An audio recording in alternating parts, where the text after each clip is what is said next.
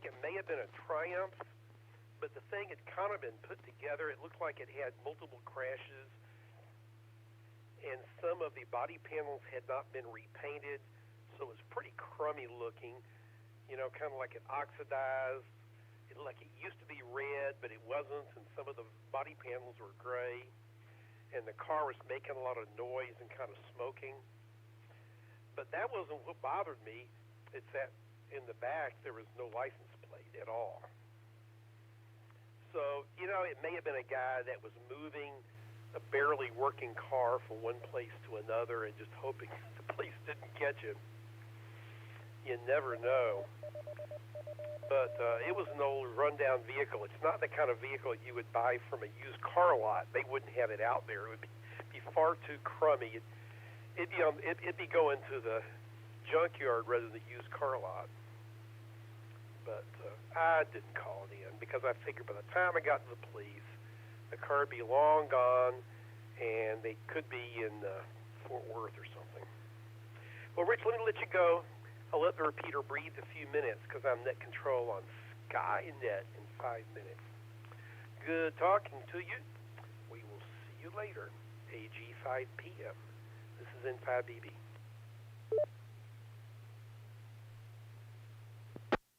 Thanks, Bill. AG 5 p.m. clear. Waiting for the net.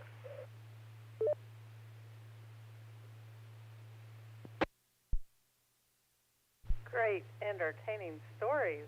KF5GRH. Hey, Melissa, KF5GRH N5BB. Interesting stories, and some of them are true. There was a guy on one of the public radio programs here in Texas. I don't know if he still comes on, but he would come on with some tale about Texas. His byline at the end, his tagline was something like, "Interesting tales about Texas, and some of them are true." Anyway, seeing a few there, Melissa, N5BB. All right, Bill, I'm looking forward to it. And just to be an insider, it's police. KF5GRH.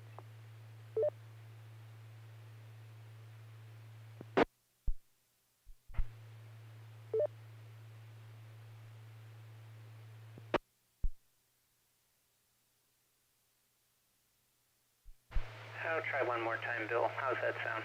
KE5ICX.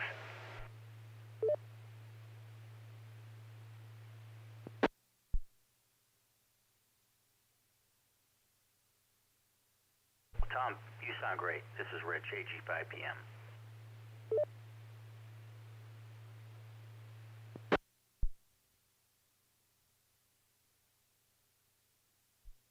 All right, thank you. We'll go with this for now. We'll figure it out later. Thanks, everybody. KE5ICX.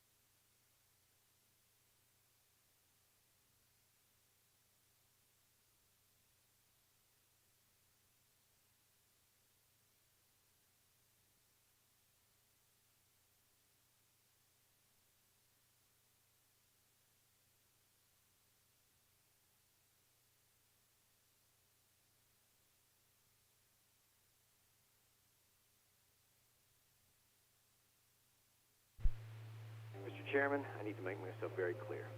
If we uplink now, Skynet will be in control of your military. But you'll be in control of Skynet, right? That is correct, sir. Skynet.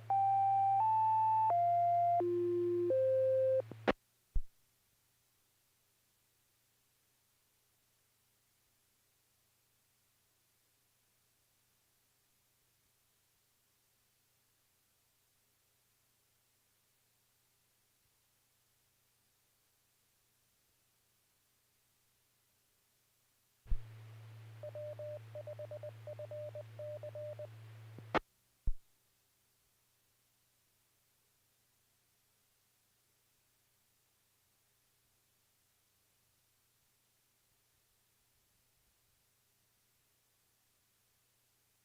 anyone need to use the repeater before we begin the 9 p.m. Skynet? This is N5BB.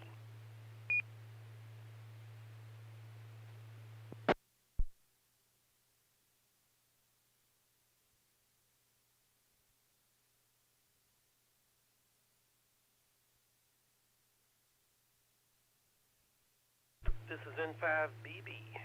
My name is Bill, and I'll be your net control station for this session of the Dallas Amateur Radio Club Skynet.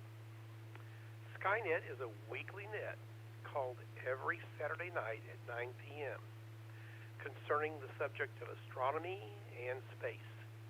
Our purpose is to help amateurs become more familiar with the nighttime and daytime sky, astronomy, and space in general.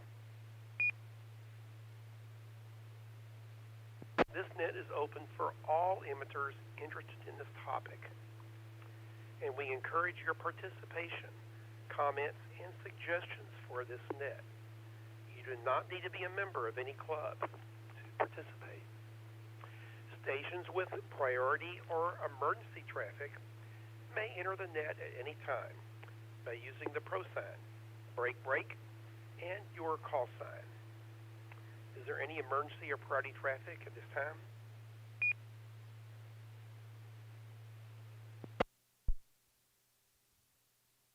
This is a directed net. Please do not transmit without direction from your net control. That would be me in 5BB.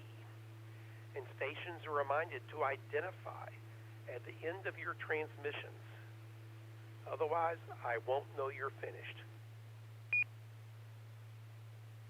This weekly net operates on 146.88 megahertz with a PL tone of 110.9. Check-ins via Echolink are also possible using a W5FC-R station identification or Echolink node 37247. And I am looking at Echolink, and I can see who's checked in already on Echolink. Tonight's topics, astronomy charts, pictures, and live video and audio. Links are available online. Go to www.w5fc.org right now for the complete list. I believe that Facebook may not be working, but the YouTube link is supposed to be operational. I believe. We hope. Could be. Remember to tell others about this popular net. All amateur operators are welcome.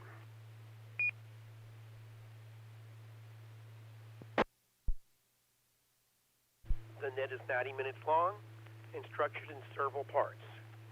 General announcements, Texas Astronomical Society of Dallas, National Space Society, discussion topic of the evening, was up, space exploration and space history, constellation of the week, space launches of the week, recent astronomical discoveries, visible satellite passages over the next few days, and if we have time, astronomical questions and answers, followed by our 73 round. All amateurs licensed to transmit on this frequency are invited to check in. Now let's start.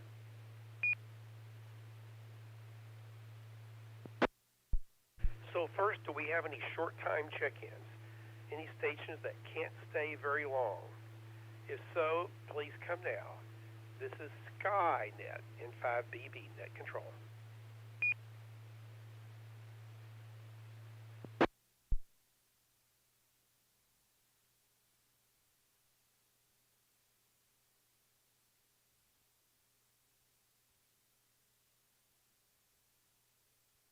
Hearing nothing, let's continue, I should say, with general RF check-ins. So just general check-ins via RF. Please come now. This is Skynet. This is Whiskey 5, Golf, Uniform, Sierra, Gus, far northeast Dallas.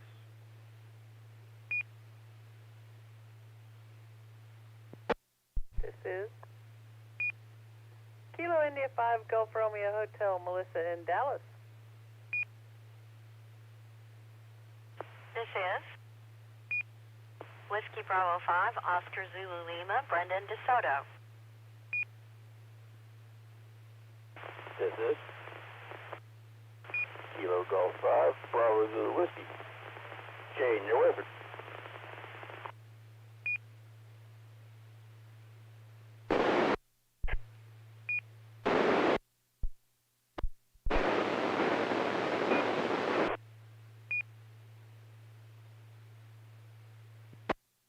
This is Alpha Golf 5, Papa Mike, Rich in Rockwall. This is Kilo Golf 5, Whiskey Victor Lima, James in North Carrollton. This is Kilo Golf 5 Oscar Mike Romeo Marcia in Dallas.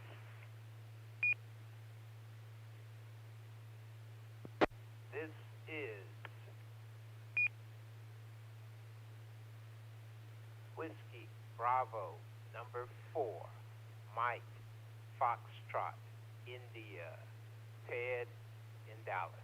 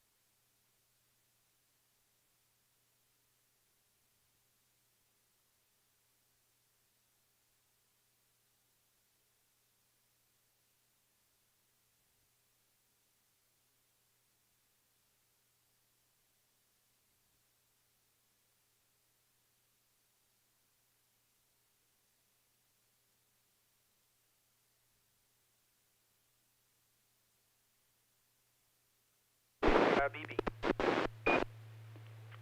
Kilo Golf 5, Uniform, Kilo Uniform, David, Mesquite.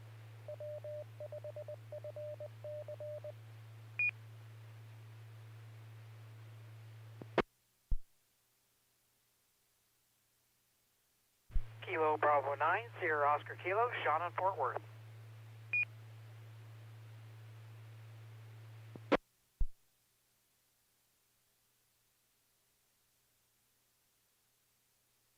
Okay. I recognize KG5UKU. Hello, David. And KB9SOK. Hello, Sean. Do we have any other RF check-ins to Skynet? This is N5BB.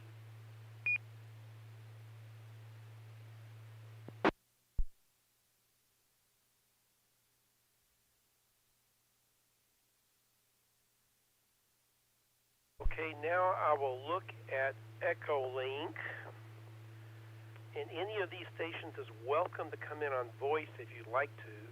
I'll wait a while to give you plenty of time if you'd like to try. But I do recognize K5TSK, Burl, and let's see, I already have Kelly, already have Jay. Oh, W0MBC, Shane. You want to come in? And is Bethany there?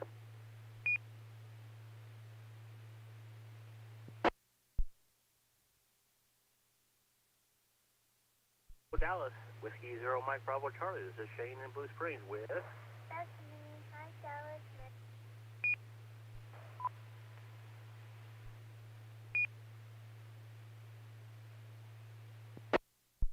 Oh, hello, Bethany, and hello, Shane. It's good to hear your voices. So I recognize W0MBC and KF5TSK, Burl, and who else?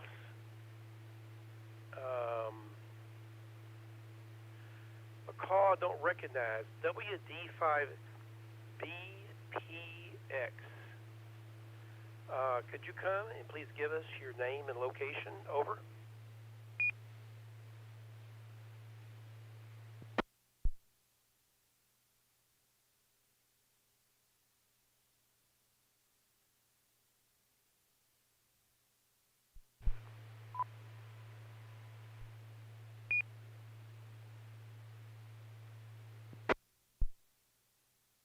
Well, no audio came through. If you'd like, you can try typing in the text also, and I can read that if you'd like to type in your name and location. It just doesn't show in the list. Oh, I think you checked out. So that station's gone anyway, so I'll pull them from my roster here. N5IMS, JJ, are you in on text only and listening?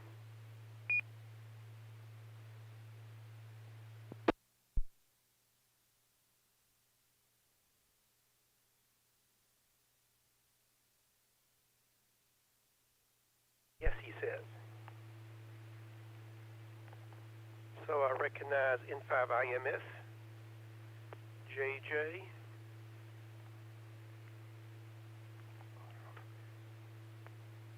I apologize, I dropped my pencil, had to pick it up. Okay, we got you, JJ. Okay, do we have any other check-ins of any type tonight for Sky? Oh, J. Paul. KE5TNV. J. Paul, do you or anybody else want to come in on voice? This is N5BB. This is K5 KOB Philip from Crandall.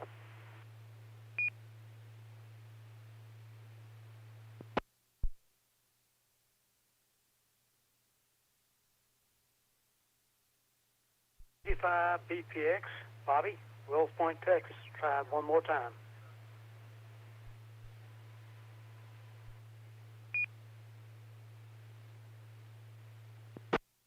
Kilo Echo 5 Tango November Victor, J. Paul from Fort Worth.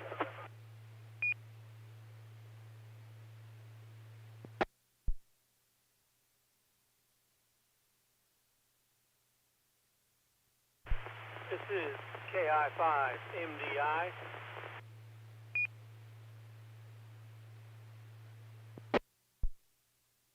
This is Kilo Golf 5 Alpha Papa Lima, Patrick in Dallas. Yeah, I'm having a time getting all set up and working. So we'll try it. Hope we got through this time. That's Bobby, Wills Point, Texas, WD5BPX.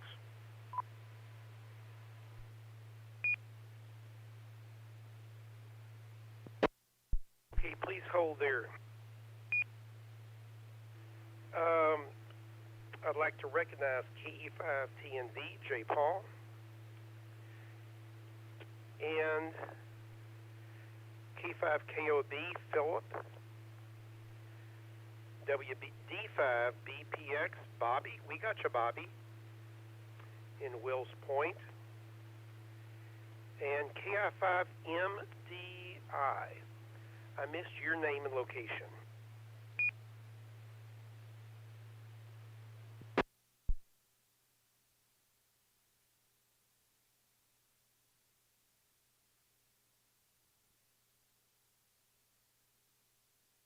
KI5MDI, are you still there?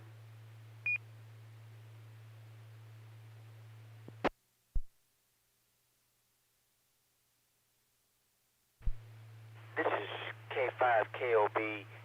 KI5MDI is my brother-in-law. His name is Jurgen. He is from White Settlement.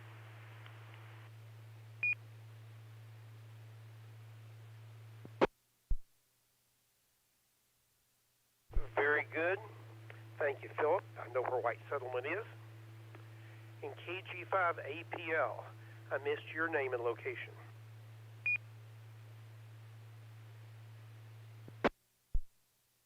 Yeah, this is KG5APL. It's Patrick in Dallas.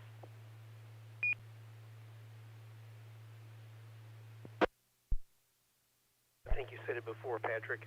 I apologize to forget. It was familiar, but not popping up to my mind. Too many names, too many calls. Okay, do we have any other station before we continue with Skynet? This is N5BB. Anybody else want to check in? This is November 5, Oscar Foxtrot, Clay Whiskey.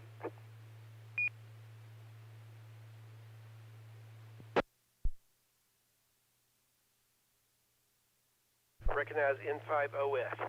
Do we have any other stations that would like to check in?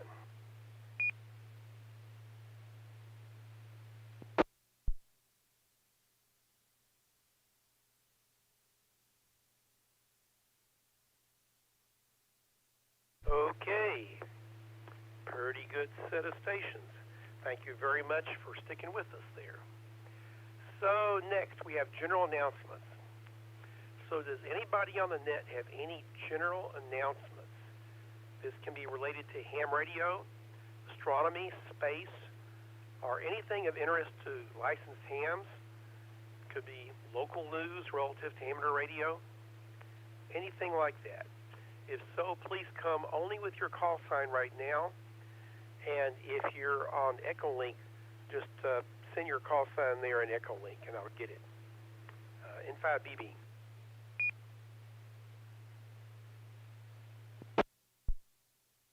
KG5APL.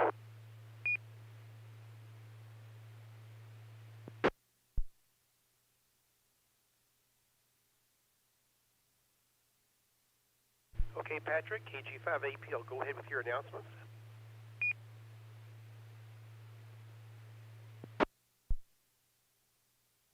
Hi, this is KG5APL Patrick. Yeah, I would say this is more of a stuff of general interest to this net and astronomy as well. I wanted to share a great website that I discovered and I think would be very useful for a lot of us. And it may be similar to what we discuss here, but certainly augment what we have later on in the net.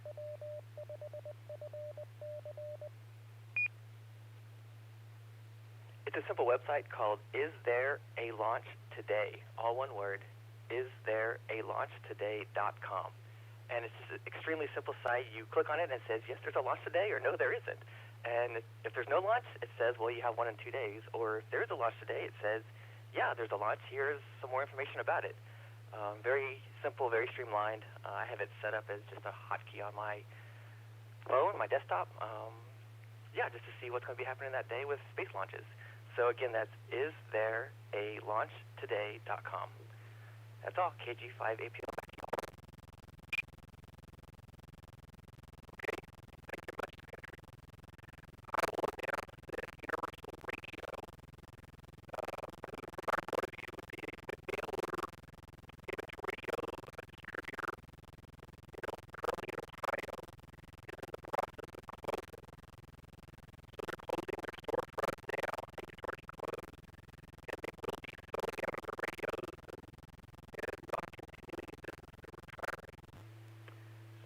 They've been around a long time, so if you've ever done business with Universal Radio and want to do business with them again, you'd better do it quickly or they'll be gone. Their website is universal-radio.com. So www.universal-radio.com. Okay. So do we have any other general amateur radio announcements? Please come now. N5BB with Skynet.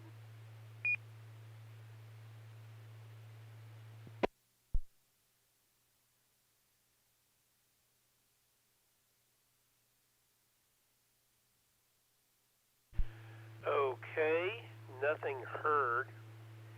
Is there anything of interest from the world of science?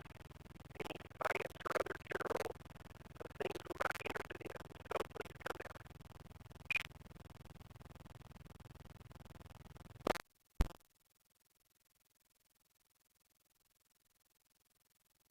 So I have one quick thing.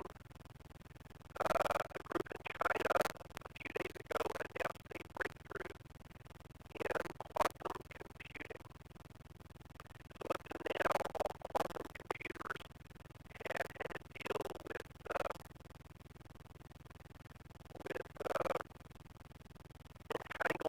involving particles. But the Chinese have come up with a quantum computer involving light quanta. So it's an optical quantum computer, which allows it to operate much faster. How much faster? I think it's a trillion times faster than the particle quantum computers, which are, in some cases, could be trillions of times faster than conventional computers. So these quantum computers are not yet general purpose. They're set up to do very specific things which would be very oddball from our point of view. But there is work being going on to try to allow them to do more general purpose things. So, progress being made in quantum computers at this time of optical. Any questions or comments about these news items before we talk about our local events and the other announcements in 5BB?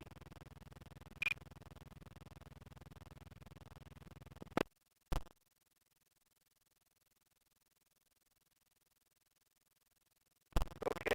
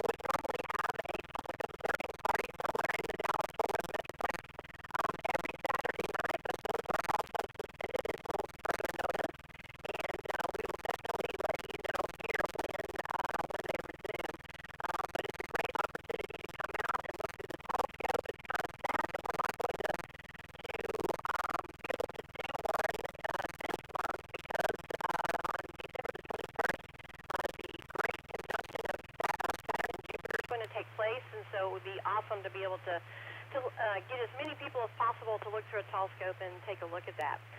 So again, go to texasastro.org, and you can look at our calendar section to see what events we have coming up, or to just learn about astronomy in general. You can also see some information about our DART site up in Atoka, Oklahoma, and so be sure to go there. And that's all I've got. This is K5KTX.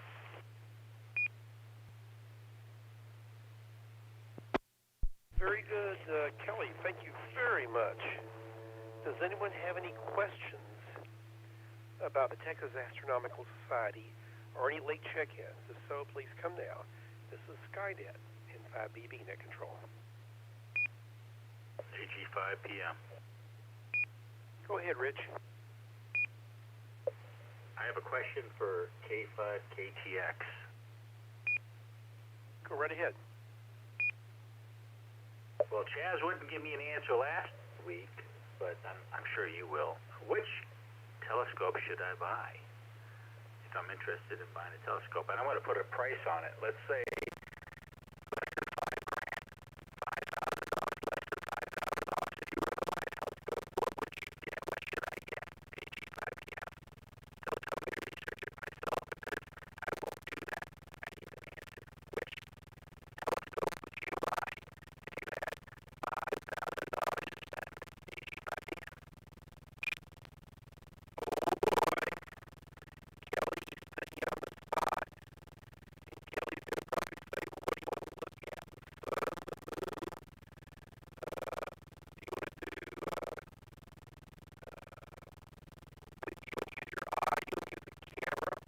But I'll turn over to Kelly and let her do her magic. Go ahead, Kelly, in 5 p.m.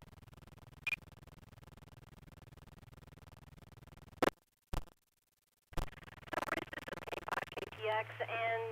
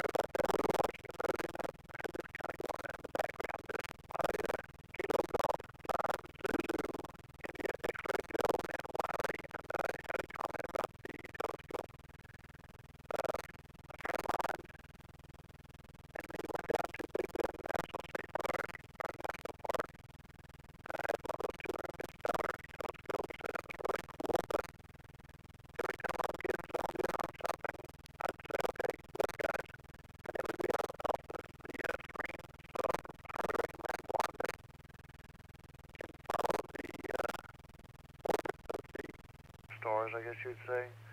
This could be way below you guys, but it's kind of over my head.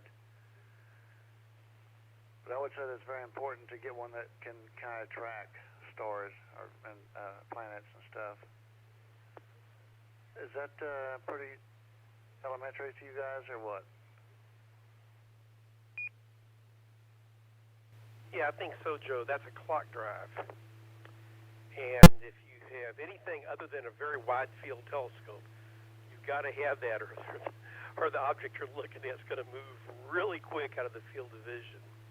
Okay, W5GUS. Go ahead, Gus, with your comment. Okay, thank you, Bill. W5GUS here.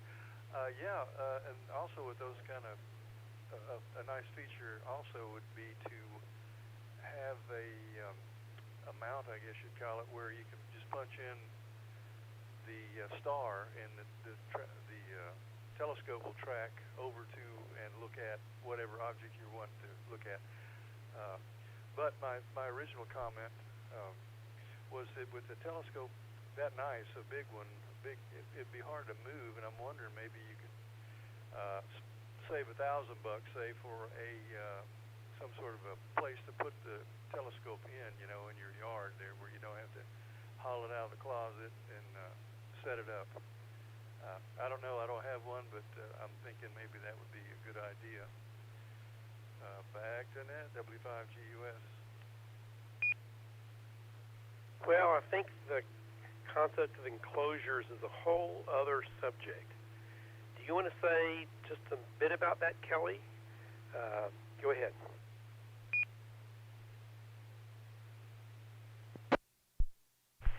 Sure, this is K5KTX again, and just one thing about it's great to have a telescope that will go and find the object for you, but when I bought my 14-inch Dob that I have now, I don't even connect the computer, the hand paddle to it at all, because I wanted to learn the night sky, and what a difference it has made. I mean, yes, I do have to keep moving it a little bit, but it's helped me not only learn my telescope and which direction I need to keep moving it as I'm tracking something, but I have learned the night sky so much better. I mean, I can find stuff in the city where all the light pollution is. I can find stuff that a lot of people wouldn't even be able to find. So there is something to be said. I mean, I think it's okay to get it, but every once in a while you should turn it off and learn the night sky.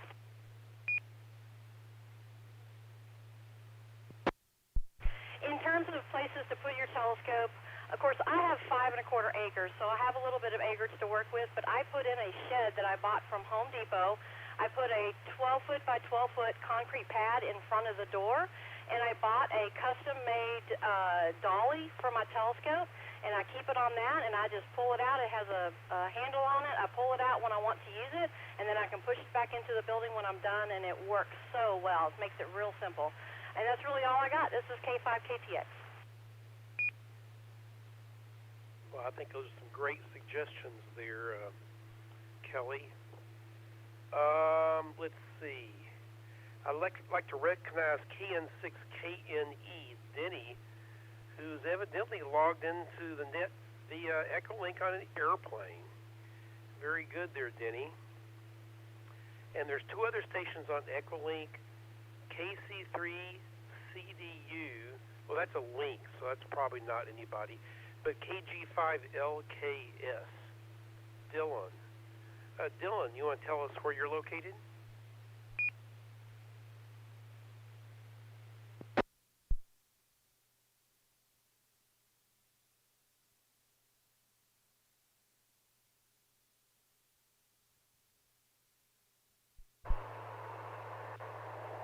Yes, this is KG5LKS. I'm actually just kind of fiddling around. It's been quite a few years since I've been on the air, and I've been out of the hobby for quite a while now. It's been probably since about 2016, 2015, since the last time I even keyed the mic. So, and I just got to, going over some previous knowledge and, trying to refreshing my mind on everything and trying to get up to par. My mom passed away in 2016, so I just kind of put everything down and between now and then, I started driving a truck, so I'm actually on the road, and this is all I have for now. So I just figured I'd just look around and see if I can find any repeaters that were running at the moment that anybody, I don't know if anyone even used Echo Link that much anymore. Just something to listen in on. I'm actually in Tennessee, in Nashville at the moment on the road. But I originally live in Mississippi. But other than that, I don't have anything else. I just was wanted to check in, just kind of listen in. It's nice to hear the radio for a change.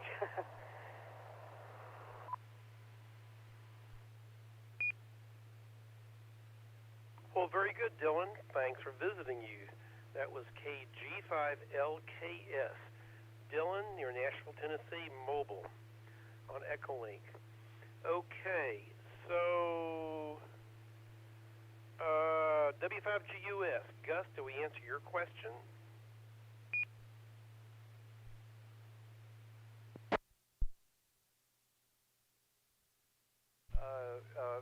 Yeah, that both sound like great ideas for Rich. And I want to say a quick hello to Philip also. W5GUS.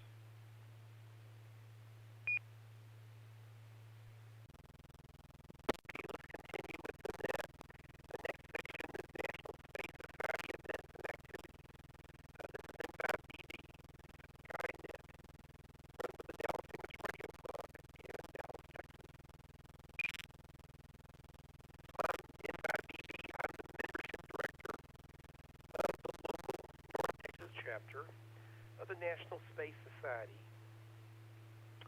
We're doing our meetings virtually now, and our December meeting will be via WebEx on Sunday afternoon, December the 13th at 4 p.m. local time. That's a week from tomorrow. So if you'd like to get a WebEx invitation to visit this meeting on your computer, send me an email at n5bb@arrl.net. It's November 5 Bravo Bravo at arrl.net. And you might say, well, why would you want to attend? Well, our December 13th Sunday afternoon meeting, the presenter will be Amy Ross. She is an engineer at NASA Johnson Spacecraft Center in Houston, and she's involved in the design of spacesuits. So they're starting to design spacesuits again for the moon and Mars. So not just for space, but maybe for astronauts that might be for a long time at a moon base, or for a long time at a Mars base. So they're looking at all kinds of new designs there and new materials. So her group has placed samples of spacesuit materials on the NASA Perseverance rover, which is on the way to Mars and scheduled to land on 18th of February, 2021. So she'll be talking about all these things on December the 13th. Her dad is also Jerry Ross, an astronaut. So it should be a very interesting presentation. We're definitely looking forward to it. Before I move ahead, are there any questions? This is N5BB, Skynet.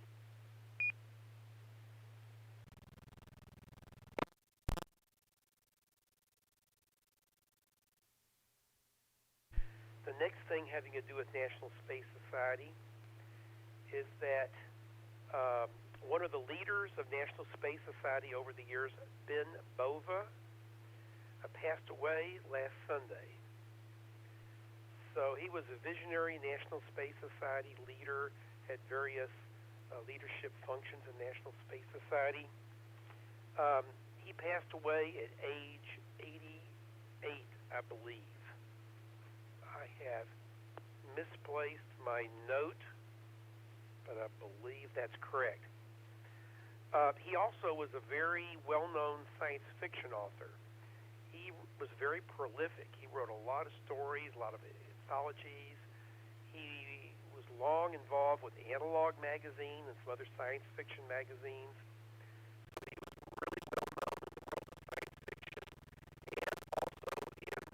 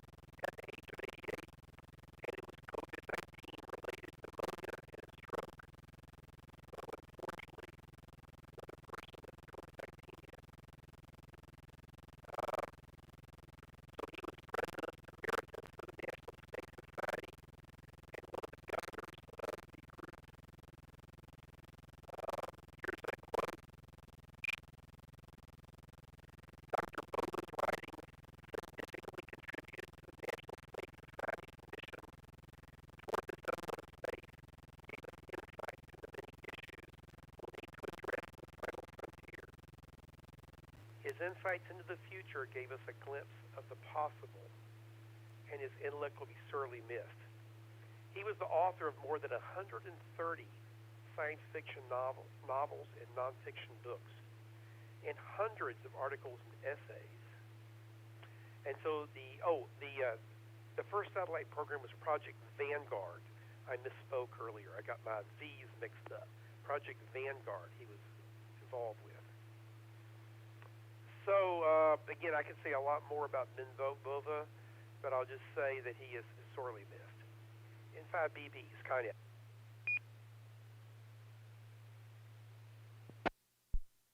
Next item related to National Space Society. A rocket launching drone is ready to take satellites into orbit. It's called the RAVN-X. RAVN-X. It is a drone which is, so there's no humans in it, but it's designed to send small satellites to space without a pilot or a launch pad. So the startup company AZUM unveiled the first flight-ready model here this last week. Their first mission is supposed to be in 2021, and it will be a launch for the U.S. Space Force. So as they do some flight testing, they're going to try to launch a satellite. So this is essentially a remotely controlled or automatically controlled airplane, and it will automatically take off, go up to altitude, and then it'll launch a rocket from that, which will then carry a satellite. So this isn't necessarily cheaper than some other solutions, initially at least, but it's very fast. You can launch it from really anywhere, which you can't launch satellites from satellite launching facilities anywhere. So with this, you can launch this thing from nearly many places in the world, and you can do it rather quickly. So they've already got about $1 billion in military contracts, and they think it'll be also useful for many science and other small satellites that come to orbit. So the RAVN-X launcher is about as long as 2 school buses. It looks like it was born of a marriage between a bird and a missile. It takes off from a regular runway on high in the atmosphere, releases a small rocket which continues on up to space, and spits out satellites weighing between 100 to 500 kilograms. It's autonomous, and doesn't require a lot of the infrastructure with launch pads. This is N5BB with Skynet. National Space Society of North Texas website is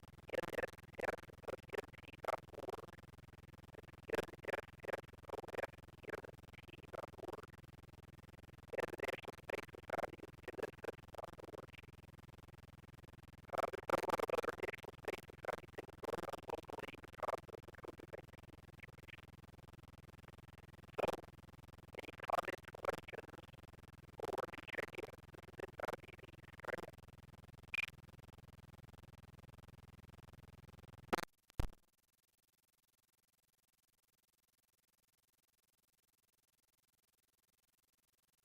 night, Bethany. Her bedtime, and she had to leave. She's over on Echo Lake with her dad from Missouri. So, I'm going to try to go through these things pretty quick so we can get on some other things in the net. But the Arecibo Observatory was essentially completely destroyed as the feed point platform collapsed. So you may have heard that there were various problems over the past few weeks with Arecibo. First, part of it collapsed and put everything in jeopardy. Then a little bit more collapsed, and it became very dangerous to work on it. And it was decided that it would be abandoned. It would be disassembled. In other words, that it would not be fixed because it was too dangerous. But then a few days ago, earlier this week, even worse things happened. The remaining support structures failed, and the complete structure that moves around in the middle of the telescope, the feed point, it all came down completely, just completely destroying what's down below it. And there's videos of this you can see. So, on the web. So this is a very, very bad news because Arecibo was a very important part of our radio astronomy program. It was until the Chinese recently built a large radio telescope that's also in the basin. Arecibo was the largest capture area radio telescope, single dish thing in the world. And it also had a very high power radar transmitter, so it could source a radar signal. So most astronomical radar, so that, for instance, Mercury has been imaged via radar, and a number of other asteroids and other things, and Venus. So in order to do astronomical radar, most of this is done via what's called bistatic radar.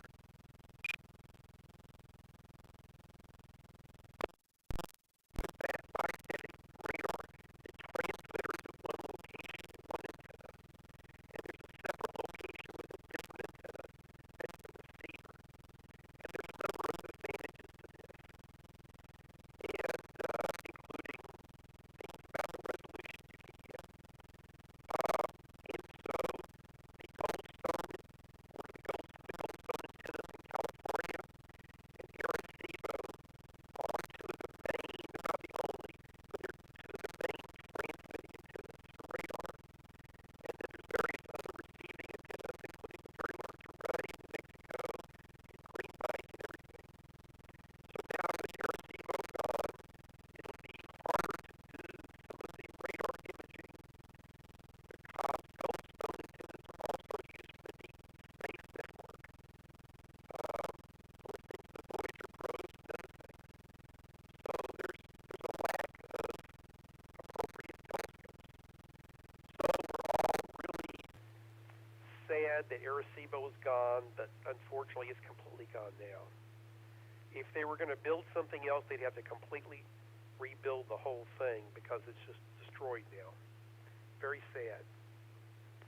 Okay. So the next thing I have to say, this is N5BB with Skynet.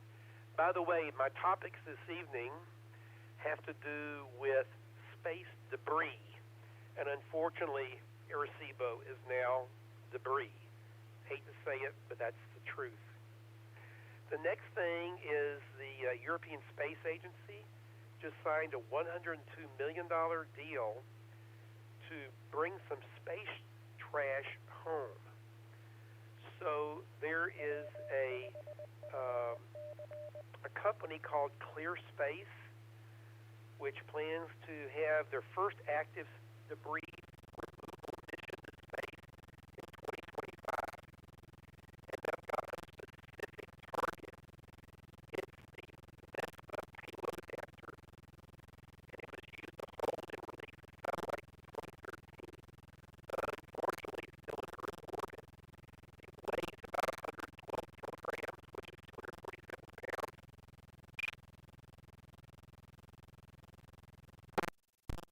There's a problem.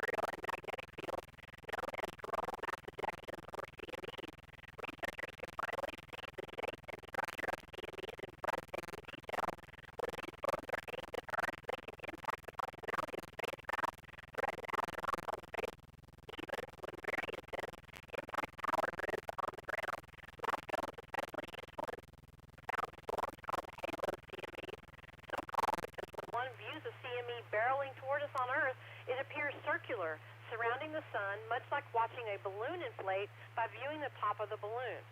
Before SOHO, the scientific community debated whether or not it was even possible to witness a CME coming straight toward us, but today, LASCO images are the backbone of space weather prediction models. They are regularly used in forecasting the impacts of space weather events traveling toward Earth.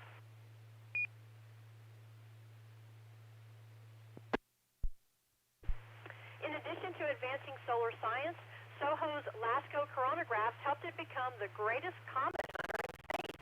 The mission has discovered over 4,000 comets to date, many of which were found by citizen scientists. It began with the availability of LASCO data online. During SOHO's time in orbit, internet access became common in homes around the world. This made it possible for anyone to carefully scrutinize an image and potentially spot a comet heading toward the sun. Amateur astronomers from across the globe joined the hunt and began sending their findings to the SOHO team. To ease the burden on their inboxes, the team created the SOHO Fundraiser Project, where citizen scientists could share their findings.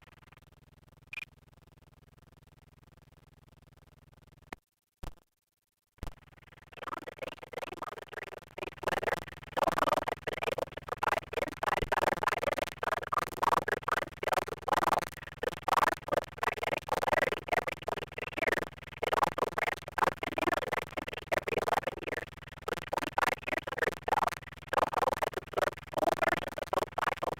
SOHO's Extreme Ultraviolet Imaging Telescope, or EIT, able to observe in wavelengths of light that are impossible for us to see from the ground as they are blocked by our atmosphere, was poised to see it all. The instrument uncovered solar phenomena like sun-spanning waves in the corona associated with CMEs. EIT was the first instrument of its kind in orbit, having only previously flown on short rocket flights.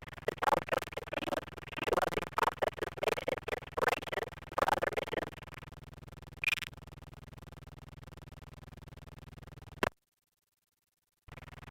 SOHO made the case for higher resolution data, inspiring proposals for other missions. Spacecraft like the Solar Dynamics Observatory and Solar Terrestrial Relations Observatory, which is stereo, owe their stunning observations in the extreme ultraviolet to their predecessor, EIT. 25 years after launch, the technology on those newer missions has been substantially updated from what was lying on SOHO. Flex said a 1 megapixel camera at the time of SOHO's launch was absolutely state-of-the-art. You cannot sell a cell phone now with just a 1 megapixel camera. When you compare the science, the more amazing it is that we still do really competitive science with that old hardware. Despite the fact that newer instruments have more advanced technology, SOHO remains an unmatched trove of continuous data. 6,000 scientific publications to date have made use of SOHO data, and the mission still produces almost 200 papers a year.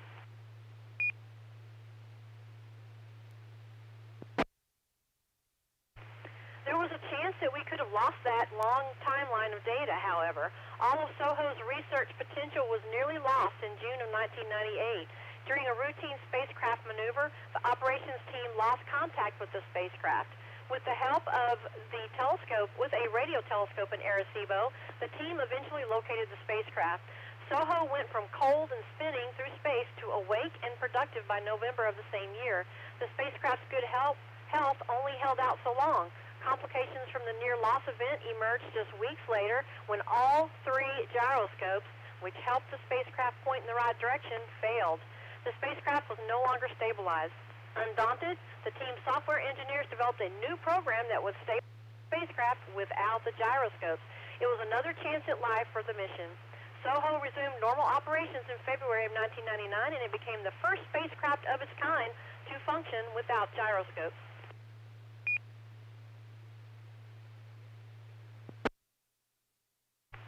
The story of SOHO's recovery and legacy continued to motivate its current U.S. project scientist, Jack Ireland, at NASA's Goddard Space Flight Center, Spaceflight in Greenbelt, Maryland.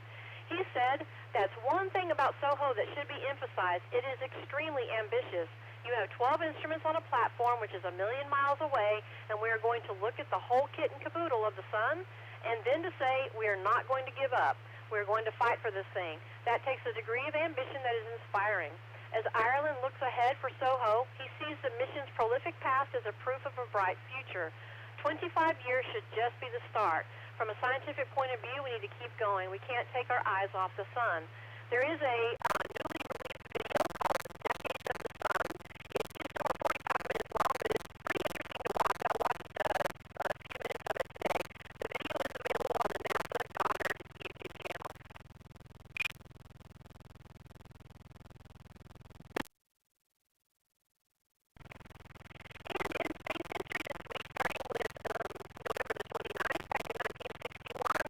Astronaut John Glenn was selected to be the first American sent into Earth orbit.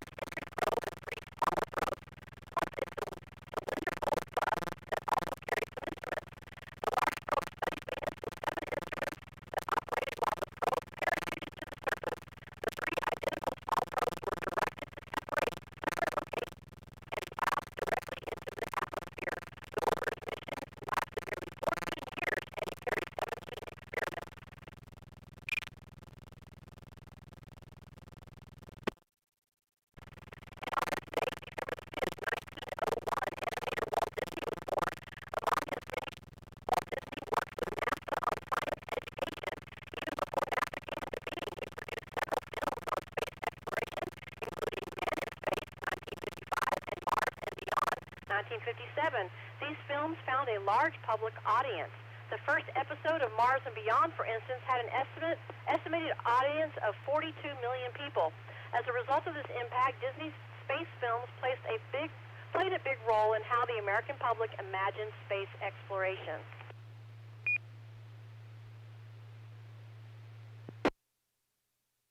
And also December the 5th, in 2014, NASA's new Orion crew vehicle flew its first test flight that lasted 4.5 hours. This spacecraft will serve as the exploration vehicle that will carry crews to deep space destinations for years to come.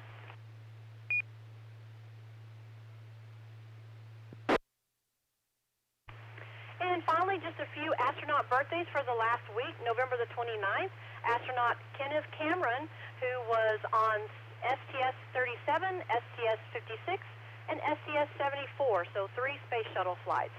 And on December the 1st, Terry Byrd, STS-130, and he was part of the Expedition 42-43 crew, and he's just come out with a new book called How to Astronaut, an Insider's Guide to Leaving Planet Earth, which is kind of interesting.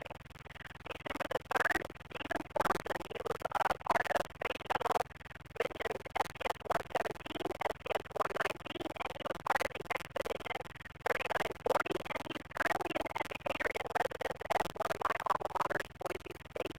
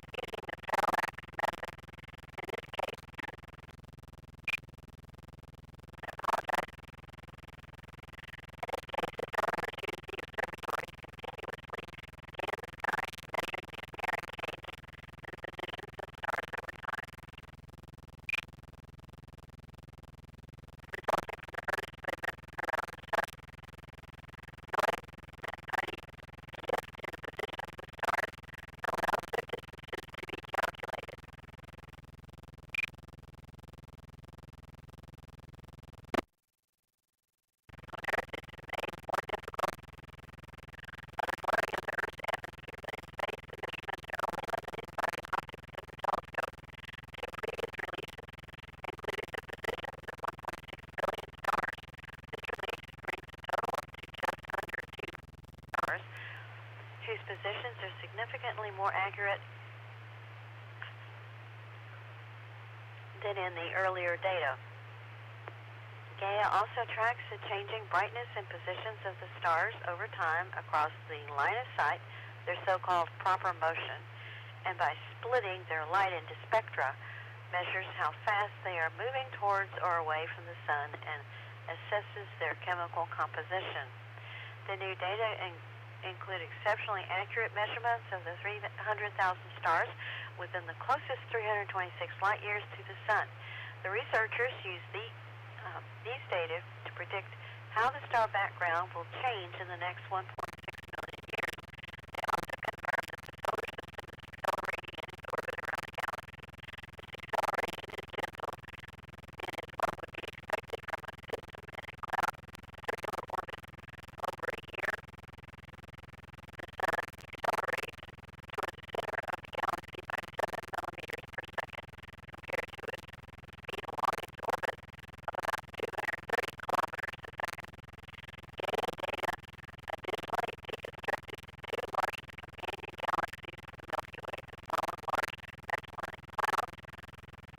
230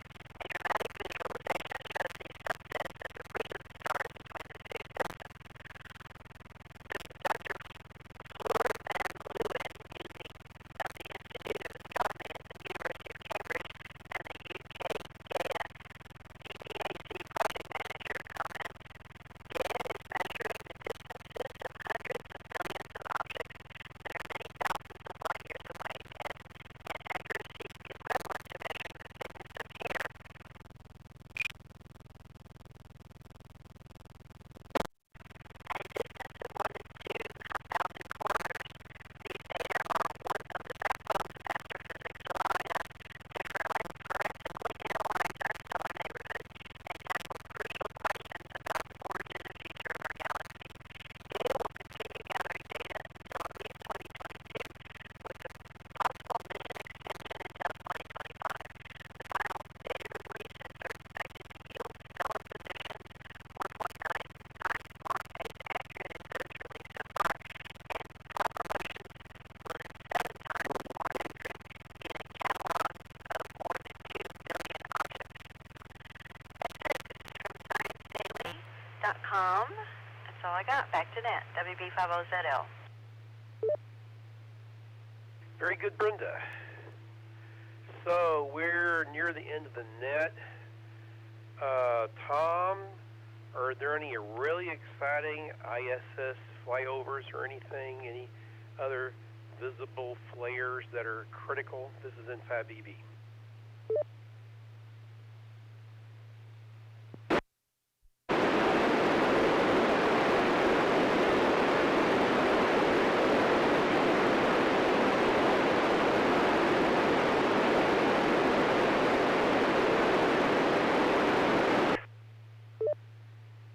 Very good.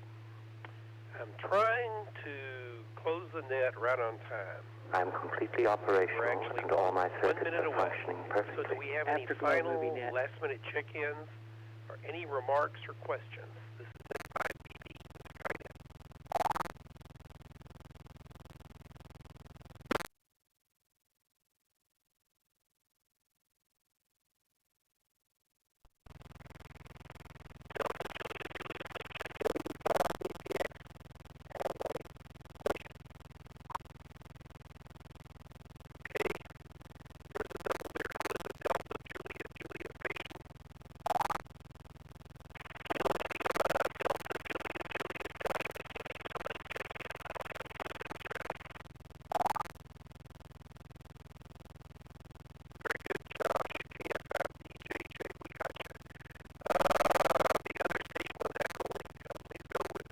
I think it was Bobby. Go ahead with your question.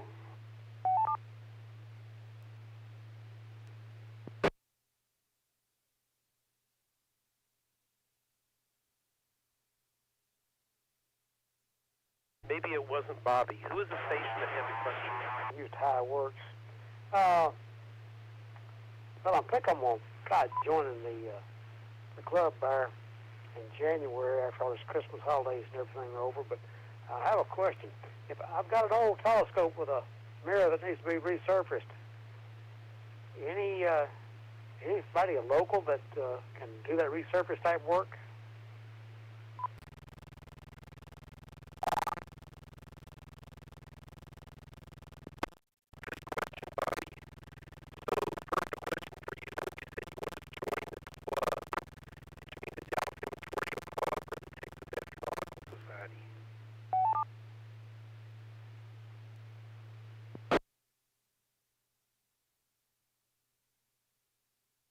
I'm already a member of the Amateur Radio Club. I'm talking about astronomy and telescopes and that sort of stuff. That's a new interest for me. I think I'll be too busy to do much during the December and the Christmas holidays with kids and grandkids and such, but hope to get active in the astronomy area, and I've started by attending these tube events and such that I'm doing now. But I've got an old telescope that has a mirror that needs to be resurfaced. I built it in 1986.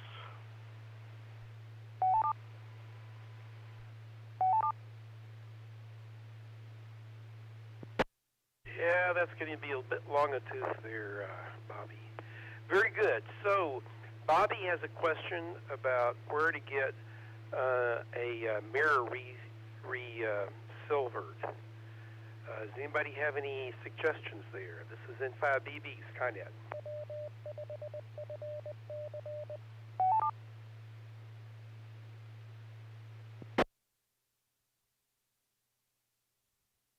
K5 KTX. Go right ahead, Kelly.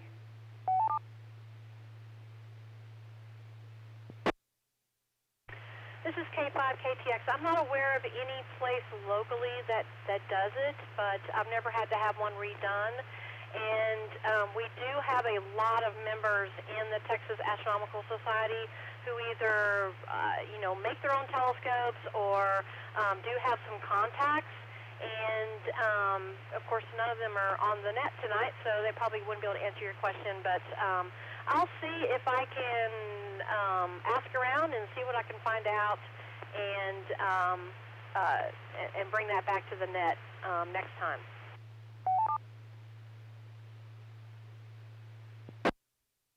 Very good, Kelly. Tom, it would kind of be cool if we had a frequently asked questions, an FAQ that we could put together with information like that. Does that sound like a good idea?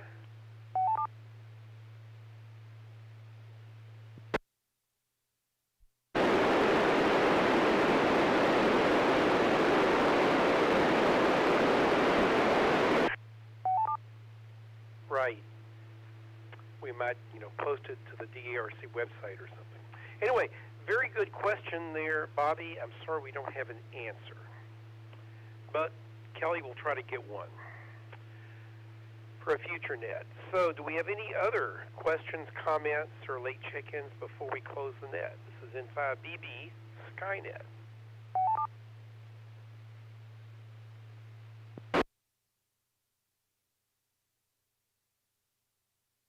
Okay, tonight we had 28 hams participating on the air. Thanks to all who checked in this evening. We hope you'll join us here next week and every Saturday night at 9 p.m. to discuss astronomy, space, and space exploration. On this net, the sky is never the limit. We're always looking for net control stations for this and all other Dallas Amateur Radio Club nets. If you'd like to try your hand at being a net control, contact any of the net controls or send a message to nets@w5fc.org. It's NETS at whiskey5friedchicken.org. You can follow topics and discussion about this net and astronomy in general on Facebook and Twitter, as well as their audio and visual streams, video archives, and other useful internet resources. You can figure out the locations of these by going to w5.fc.org. By going to w5fc.org. and there will be links on there. Until next Saturday night, this is N5BB, Bill, closing a net at 10:35 p.m. local time. We're turning the repeater to normal amateur use, but hold on, Afterglow is coming on in just a moment, and we are going to be talking about Runaway, the 1984 movie about runaway robots with Tom Selleck. N5BB, closing Skynet. Good evening.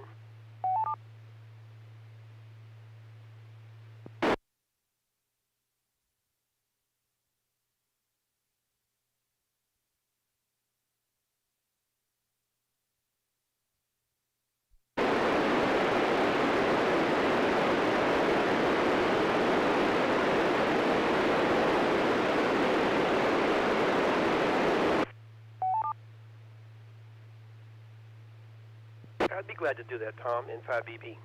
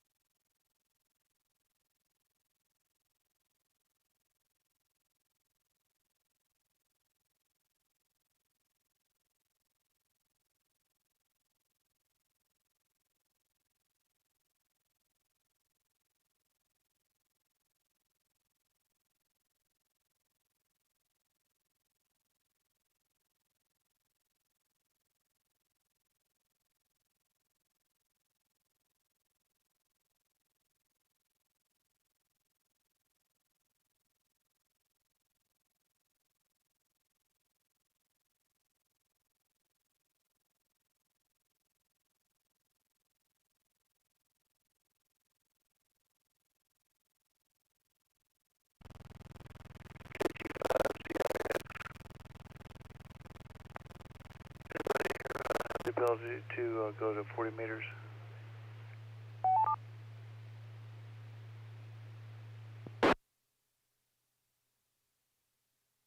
Well, I do, but I'm going to be participating in the Afterglow, so I don't have time to. N5BB.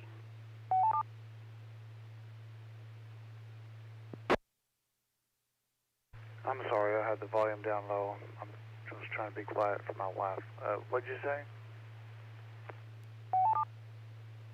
This is N5BB. I've got the capability, but I'm going to be net control on the Afterglow net, which is starting in about 1 minute. So unfortunately, I can't help you, N5BB.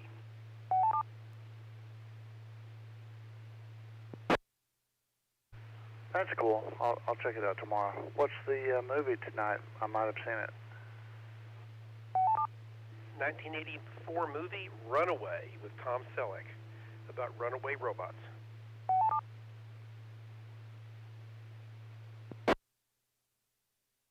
Oh, darn, I was hoping it would be Mars Attacks, because that's my movie. All right, I'll listen in. Thanks, Guy. Nope, you're out of sync. Wrong week for that one. Okay, it's time for Afterglow. This is Bill, N5BB, back with you again to be net control of our Afterglow net here at the Dallas Amateur Radio Club. You do not need to be a member to attend. We talk about a movie every Saturday night at 10:30, roughly. And it's usually, but not always, related to science fiction. So, Tom, do you want to read your description of this fine movie, KE5ICX and 5BB?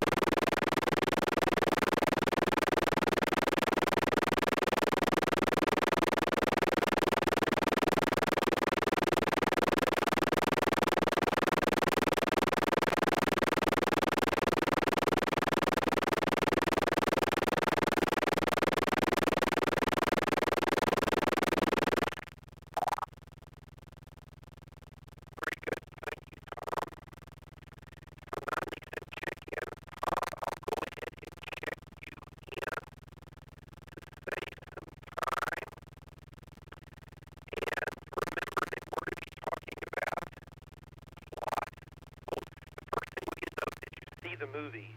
Tom, I'm assuming you saw the movie, right?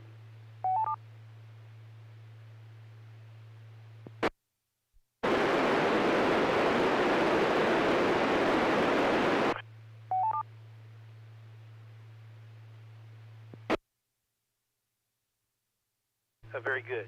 So when you check in, all I really need is your call sign, your name, and did you see the movie? That's the three things I need. And remember, we're going to be talking about the following: plot,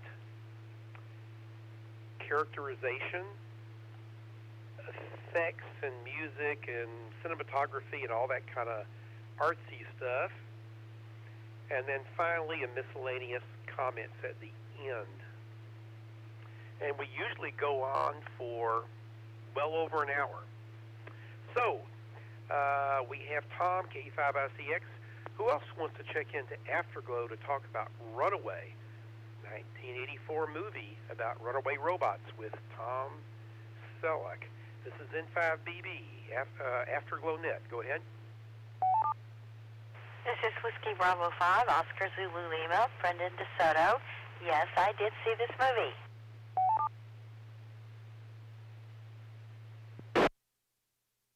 November Tango 5, Tango Mike, Tony in Dallas. I also saw the movie. As Kilo Golf 5, Zombies Need Jobs, Frank in Flower Mound, and I saw the movie.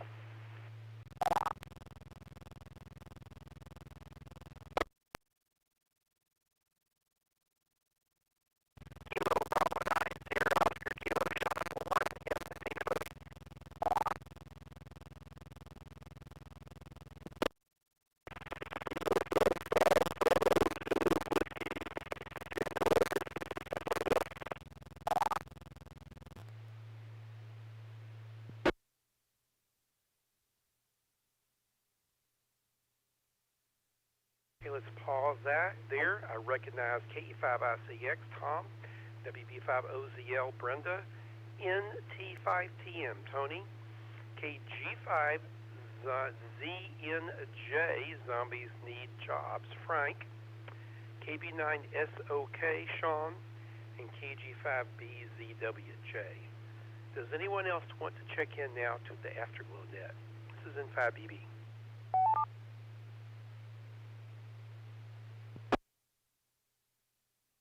This is Alpha Delta 5 Sierra Echo. Chuck Richardson. I did not see the movie.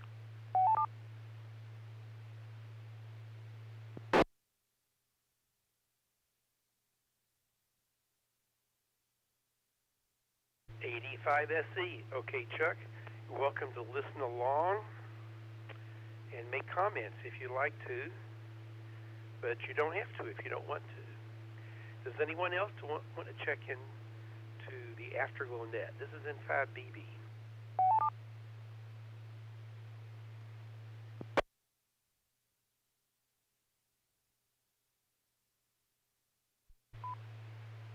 This is Kilo Golf 5, Papa Mike November, James, Oklahoma. I saw the movie.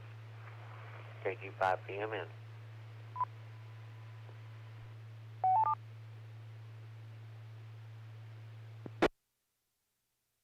Very good, James. Good to hear you.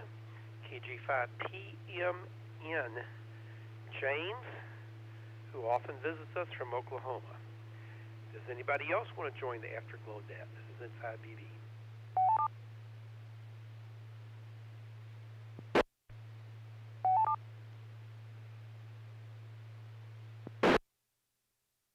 KI5DJJ, Joshua McKinney. I did not see the movie, just kind of hanging out, so I thought I'd check in.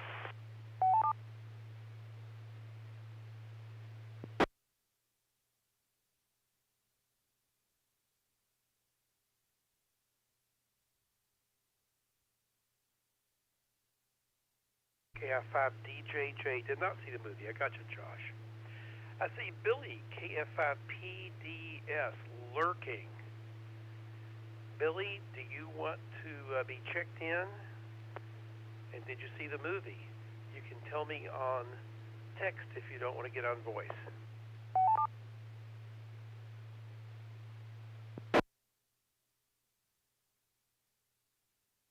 No, I don't mind getting on voice. I tried to check into Skynet, but I got run over, I think, by someone else. But that's okay. I did not see the film, so you can check me in for the count, but you don't need to call on me because I did not see the film. So I'm just going to enjoy listening and lurking over here on Echolink. So this is KF5PDS, Billy from Sherman on Echolink, checking in.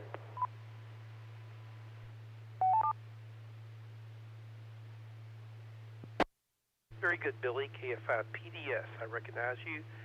Sorry that I didn't catch you on the Skynet. My mistake.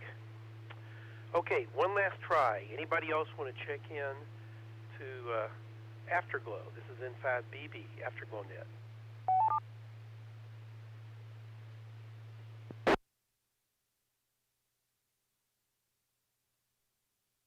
Okay.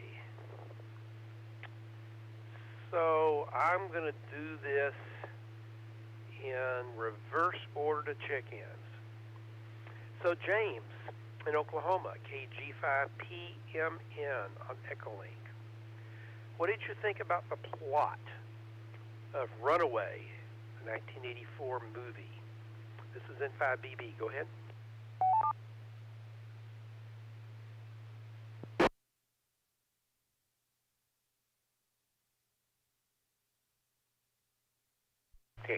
Kilo Golf 5, Papa Mike November, James up here in Oklahoma. Man, the plot was pretty good, I thought. It kind of had a slow wind-up on it, but as the movie progressed, the plot progressed, and finally towards the, I guess, two-thirds of the movie, I finally understood what the plot was. It's rather, I thought it was rather a suspenseful movie. You never knew what was going to happen, and they really didn't have any, in my opinion, they didn't have any really ridiculous scenes going on in there. It was all futuristic type stuff, I guess, and with the robots and those robot spiders, they were kind of interesting, and different looking. With all that futuristic type stuff, I guess they really couldn't, except for the vehicles. I thought it went pretty well with the plot. You know, the guy who was trying to get those, I don't know what, I can't remember what they called them at the very end, to reproduce those,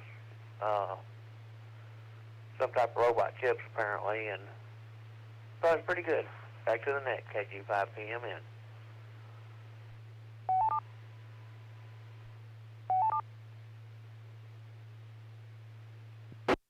Very good.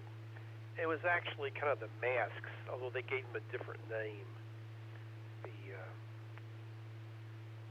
ability to make those chips on film. Okay, let's move forward now to J, KG5BZW. Jay, what do you say about the plot?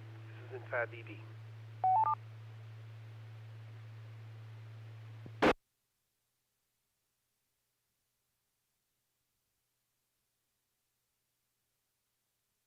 KG5BZW. I kind of liked it actually. It was kind of silly. Actually,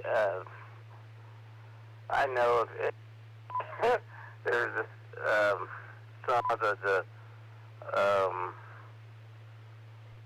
I've seen plots like this before, but of course these are the plots like I've talked about, where it's robots they're trying to put down plot crimes. It's films and shows made after this film, so I don't know if they. Well, I mean, I'll go ahead and say it goes into the shell. Some of the ideas could possibly be from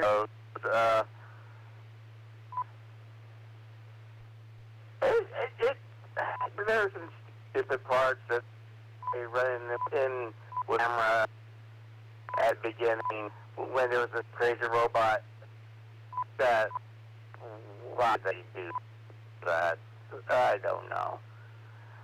And of course, you know, I mean, the magic integrated circuits, that's a little bit far-fetched, but, you know, it's a film, it's a sci-fi film that's, I expect some of that. So, I mean, it didn't be too bad if you just ignored some of that. Would have appreciated if the cops had worn hard hats in the hard hat zone. But I guess if they had to film later, so there wouldn't be there wouldn't be, you know, questions about that. I don't know. I'm just making up stuff. And at this point, I'm just talking about the first time they were at the construction zone is the very end.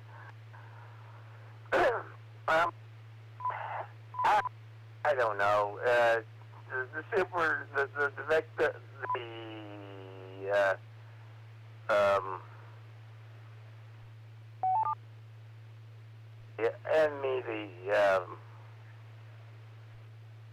What's the word? I occasionally forget words like this. The villain was a super villain of extreme means, a little bit over the top. Not like it's. I've seen that before too, and I don't know. I just kind of accept it, even though, yeah, it's not really gonna happen that way. It's one of those films. I don't think you're supposed to think too much about it. Just try to keep it. I don't want to call it lighthearted because, well, you know, people die, you know, horrible deaths. Although that's almost silly in its own aspect. Yeah. it was, the deaths were really, really over the top. Really over the top. I don't know how to explain this. It's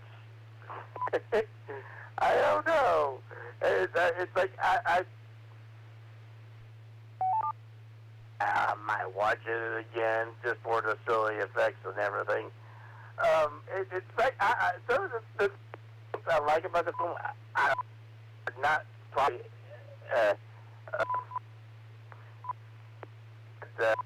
or whoever probably would want me to appreciate about the film, but hey, whatever. I'm not rambling on, so I think other people have a lot better things to say, or worse, given in how you're measuring. So I'll let them say it. KG5BCW.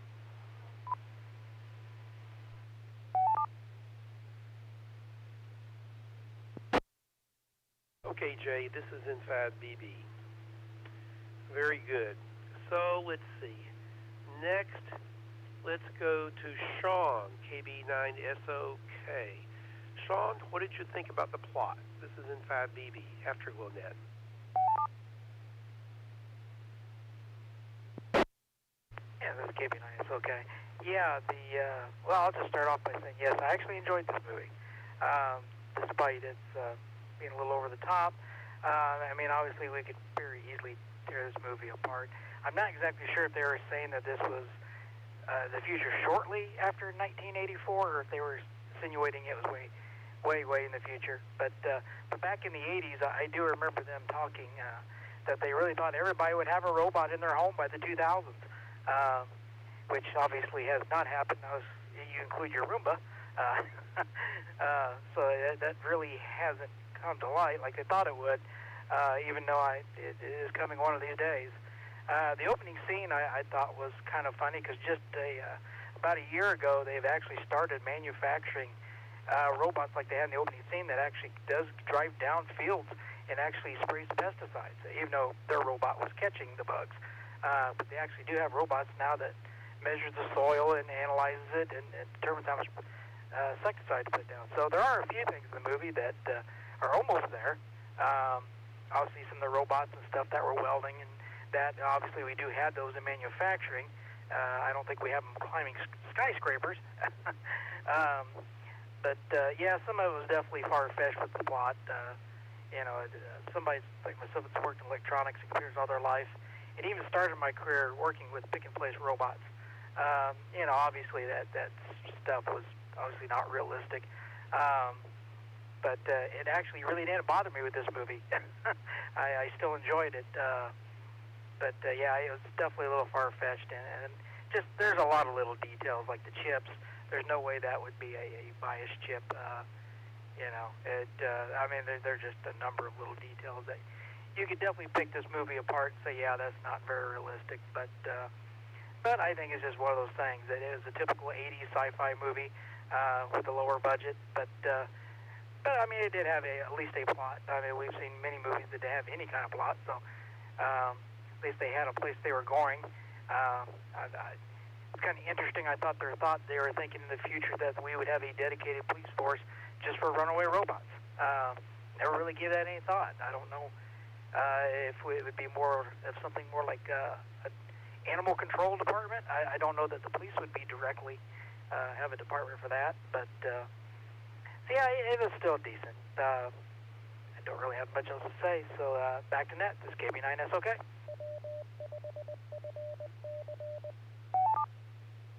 KG5ZIX. Okay, station, please hold. Very good, Sean. Got your comments. KG5ZIX, can I help you? Yeah, I thought that was kind of funny about the last station.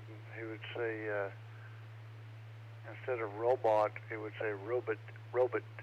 And I've heard that term before in some old space movies, and I thought that was really cool. Like I saw a robot. I don't know. Maybe I'm a '60s child. Interesting.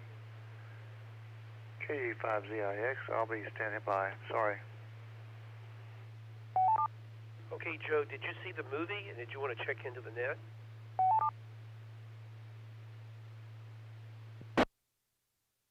No, I did not, but I'm listening to you guys, and I heard a couple of guys say instead of robot, and I thought, well, that reminds me of something from when I was a kid. Figured it'd be kind of weird.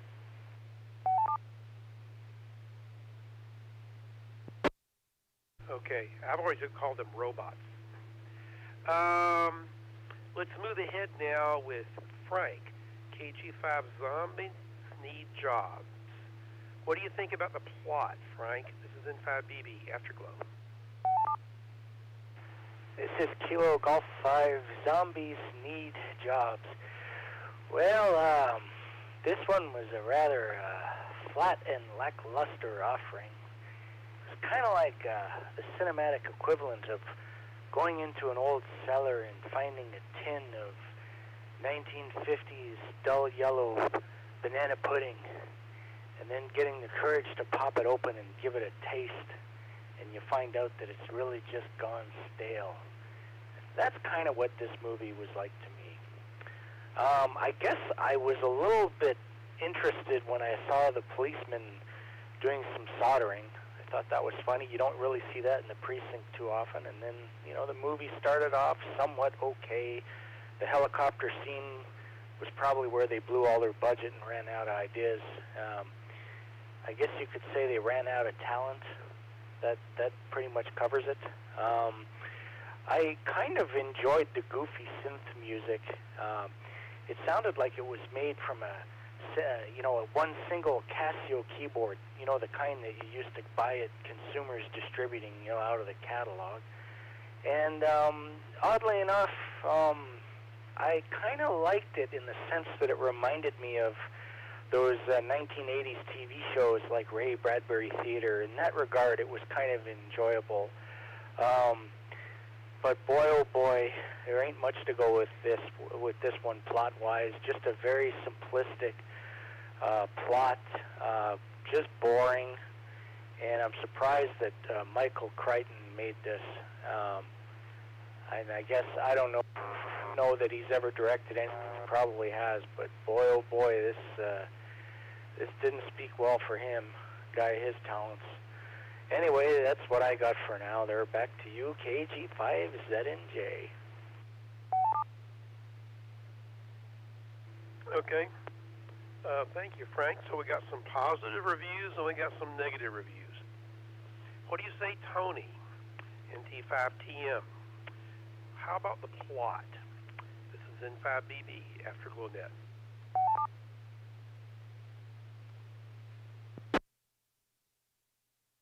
Good evening, Bill. And yes, in common with one of the other people who's commented on this net, I am extremely disappointed with their lack of domestic robots.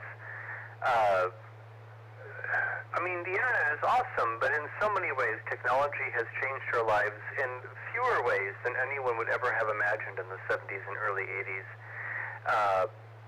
My dishes don't do themselves. The food doesn't cook when I tell it to. And no robot named Louise ever asks us what we want for dinner. So yeah, it's just, it's kind of neat. We have LED light bulbs. They use less electricity, but that amazing penetration of technology, I don't know what to call it, pervasiveness, has been very different. We all have smartphones. None of us have robots. Yeah, except maybe the Roombas. As far as the actual plot of the movie, it was a very solid C. It neither failed nor excelled. It's an extremely typical three-act American plot. Whoopee. And it's also very interesting because there are really two kinds of Michael Crichton plots. There is the Sphere and Jurassic Park and Andromeda Strain Michael Crichton plot where he finds some excuse to bring together a team. Ooh, look, we have a mathematician and a lawyer and a psychiatrist and an ad executive and a gardener and a small chihuahua. I don't know, whatever the team is. And they are confronted with an odd situation. And then I guess we have the coma or Fever Michael Crichton plot where one brilliant loner drives the entire plot forward. Those are his really only two choices. And I guess I'm not quite sure what this was supposed to be. I guess it was closer to the loner plot. He did get some support from his partner and his amazing mustache. And so I guess this was a type B Michael Crichton plot, but still not. I like that other comment. It wasn't quite what I expected from Michael Crichton. Usually he does one or the other. Maybe this was fed through, a rewrite team that remilled it into a more conventional American movie plot. But I guess I will save further comments for other rounds about the nature of the robots and the use of technology in the society. I didn't like the goofy synthesizer music, though. Just hire an orchestra, even a string quartet. I'll talk more about all that stuff later. NT5TM. Well, very good, Tony. Another vote for deficient movie. Brenda, what do you think? WB5OZL, this is N5BB, Afterglow. How about the plot? This is WB5OZL. I thought the plot was serviceable. Crichton does know how to spin a yarn, but it was very typical of 80s action-adventure movies or TV shows. You think about a lot of the shows that we watched back then, it was very formulaic. And, so it wasn't that it was bad, it just didn't stand out. Now, when I saw that Jerry Goldsmith did the music, I was so excited. He did the music for Patton and Alien. When I heard this hacked-out synthesizer music, I thought, did he just put his name on it because they gave him a few bucks? It just was not remarkable at all. So it was fairly low budget, didn't make a whole lot of money. It didn't lose, but it didn't make a lot. But the idea of robots going insane or turning bad is such a common theme in science fiction movies. Look what happened to Hal and the replicants, and on and on and on. So many stories where we have to deal with robots gone mad. Speaking of robots, if you go on YouTube and click on a Isaac Asimov video where he talks about the laws of robotics, he calls them robots. So I'm very conflicted there. I don't know what to say. I mean, he should know, right? But I've always called them robots. Oh well. Well, I'll turn it back. WB5OZ.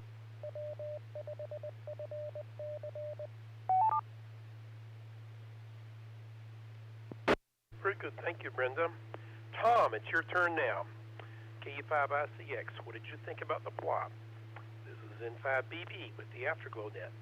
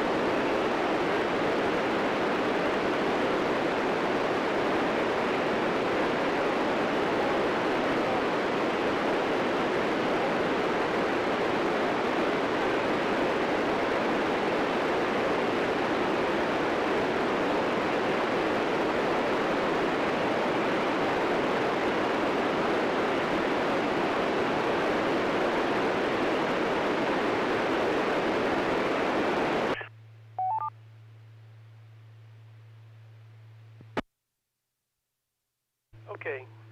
This is in 5BB. Thank you, Tom. Well, my turn. So first, comments about pronunciation. Robot came from, I believe, a Czech word, robotnik or something. But the earliest pronunciation that I can find, by the way, the Merriam-Webster dictionary gives two pronunciations, robot and robot. And the earliest pronunciation I can find that's a film that's been captured from the 1930s, it was pronounced robot. Robot. And I think the term robot, that name, came with things like Lost in Space and other things, well, from the 50s and 60s. So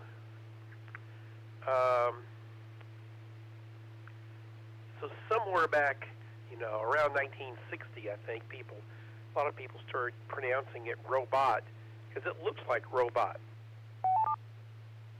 It's the way we normally say that in English would be bot, but it wasn't originally an English word. So that's the way English is. There's a lot of words that have more than one pronunciation. So let's not argue about it.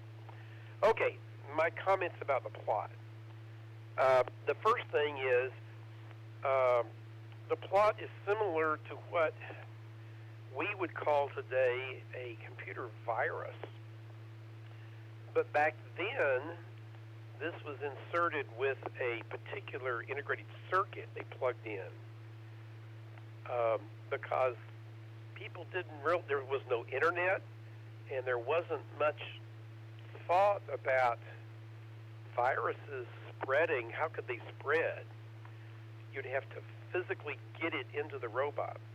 And so that's why the plot uses an IC. You will notice that in one place reasonably early in the movie, they show them working, looking at the board. So they have one of the boards from the robot that went crazy at the house, and they saved the baby, but it killed some other people. So they got the motherboard from it, and they were investigating it there in their police lab.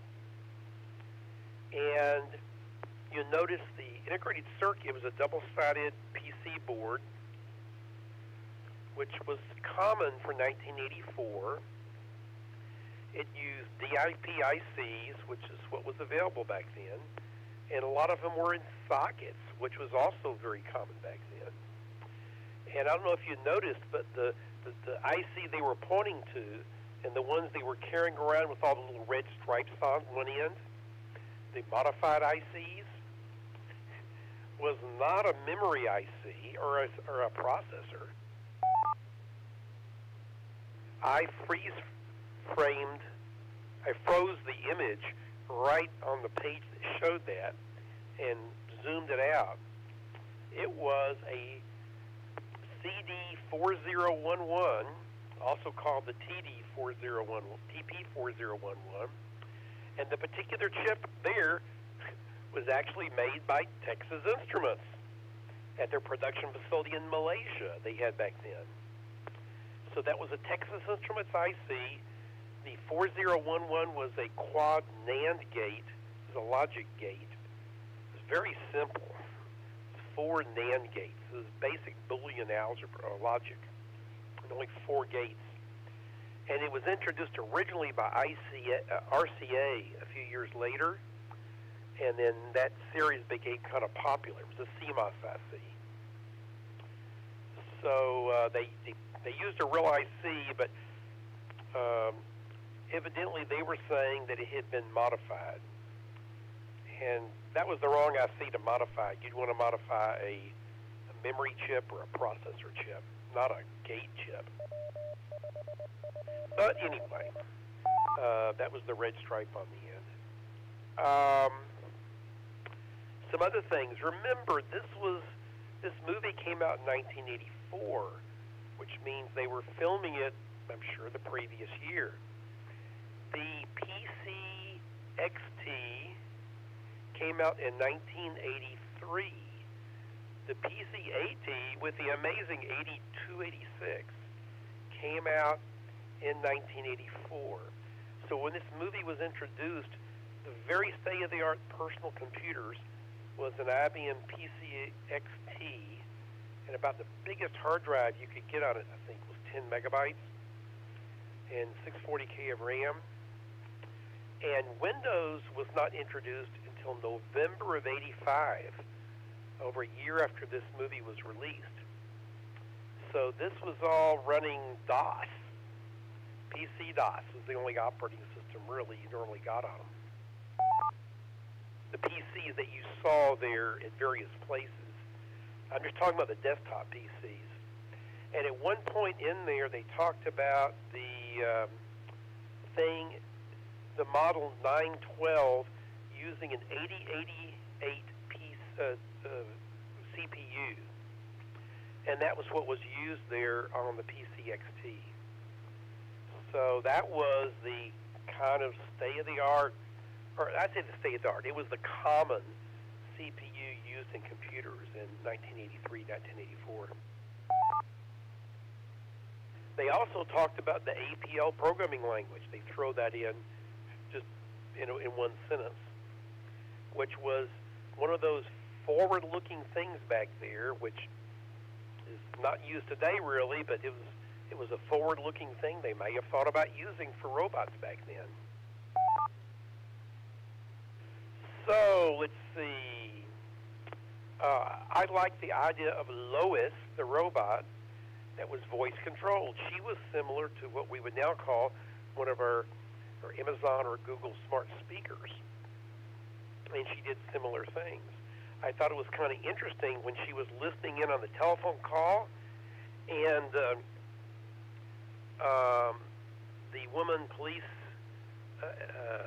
policewoman Karen Thompson, she was able to figure out where Tom Selleck, Jack Ramsey, was because Lois had a recording of where Jack was going.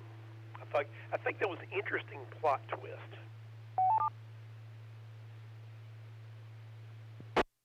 You'll notice sometimes there were small displays. They were these cubes with a CRT in them, because there were no big LCD discs then. It was all cathode ray tube displays back then. And it was all essentially monochrome, black and white. There weren't any color CRT displays back then that was widely used. So they used the best technology they could get for the movie, the current state-of-the-art kind of things. And it was supposed to occur, I believe, in the near future. By the way, the Heathkit Hero 1 robot was introduced in, I wrote it down. Where are my notes? About the same time. And maybe the previous year or something. So the Heathkit Hero robot, H-E-R-O, was kind of similar to some of these robots like Lois. It had a speech synthesizer option, although it sounded kind of crummy. But robots back then could not understand speech. Speech recognition was a long way away. It was not available back then. But and there weren't any wireless networks back then. There could have been, but there weren't any ones that were really used. Let's see. Other notes I made about the plot. I thought the drone, the floater camera, was kind of neat. That's the first reference I can remember for anything like that that's really reasonably realistic. The little drone that flew around with a camera in it. And I thought that was a neat thing they threw in there. That was way ahead of its time. I noticed that the police had this red laser weapon They had a red light like a laser that they used to take out the robots. I thought that was interesting for its time. And they had the guard robots or whatever were using these stuns that were these lightning bolts. That was the only main thing I thought that was very unrealistic. There wouldn't be a big lightning bolt. You're not going to generate millions of volts in these things. That was not realistic. I thought the smart bullet was realistic. They even opened up one and showed the little tiny board inside with the charge in the back. I thought that was very realistic. By the way, there are smart bullets now and smart artillery shells used by the military. So they're not available widely, but they are used by the military now. So that was ahead of its time, but a very good idea by Michael Crichton. Other things I thought were neat for that time was they had a door cam recorder at one point to see who's at the door. The repair company coming back to repair the robot was Acme Robot Repairs. Shades of Wile E. Coyote. There was some Tektronix oscilloscope and a lab oscilloscope and some other equipment there in the police lab. Since I worked for Tektronix, retired from there last year for 32 years, I really enjoyed that. So, what did I think about the plot? I kind of liked it. I thought the movie was very reasonable for a 1984 movie. I think I would have been very happy seeing it on TV or even in a movie theater. It would have been interesting, exciting, pointing to things in the future that were realistic, that I could kind of connect to the current technology.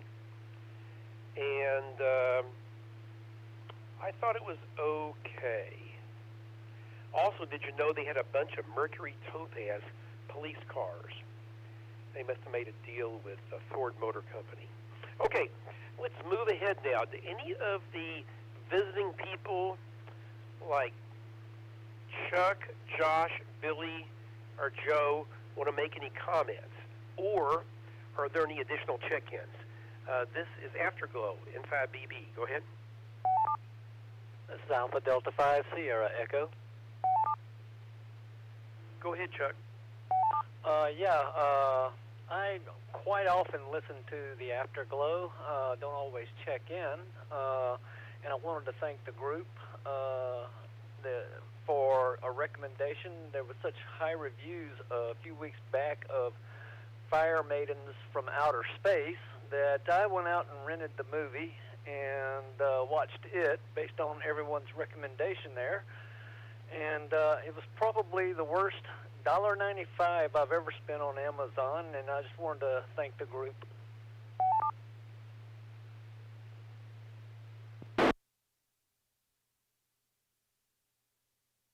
Okay. Do you have any comments about the movie for this week? Runaway? No, I'm sorry. I didn't have time to watch the movie, and I'm probably going to watch it next after listening to all the reviews here tonight, especially yours. It was an excellent review, and I think I'll watch it. Okay, because I'm going to try to focus on this movie and not other ones now. Okay, anybody else have any check-ins or comments before I move to the characterization? This is AfterglowNet, N5BB.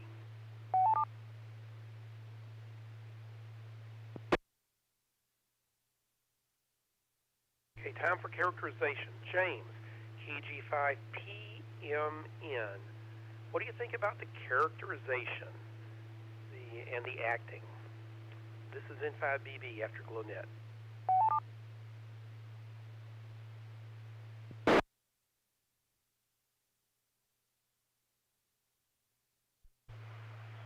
This is KG5PMN. Characterization. Well, I thought Tom Selleck did a decent job of what he does, and didn't know the girl in there, but I guess at the very end you could figure out that she would wind up and, kind of fall for Tom, fall for Tom's character, and after all they've been through. To me, the ending was kind of predictable, that the bad guy was going to do a fall, and he figured out he was going to fall somehow, or one of the spiders was going to wind up and get him, and he threw himself in with his own evil machines. Characters, I thought they were pretty good. The intermediate villain characters, you really didn't get much ground on them.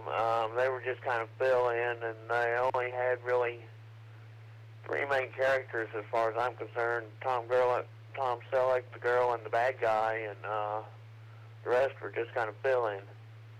Back to the net, KG5PMN. Okay. Thank you, James. Jay, what do you see about the characterization and acting? This is N5BB Afterglow.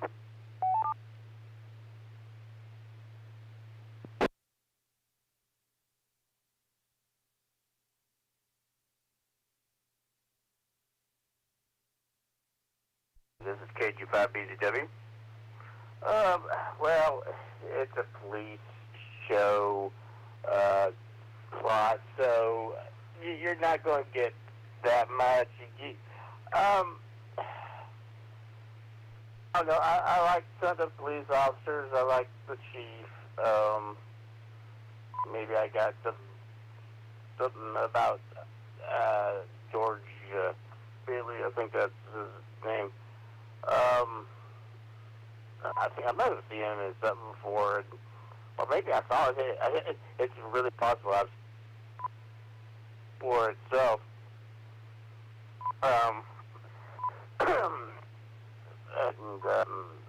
Anyway, not explaining myself a little bit. So there's just the characters are going to be a lot typical to that kind of plot, and I don't know if this plot would have held itself together if it wasn't for Tom Selleck. There's something kind of likable about him in this film. Maybe it's just Tom Selleck being Tom Selleck.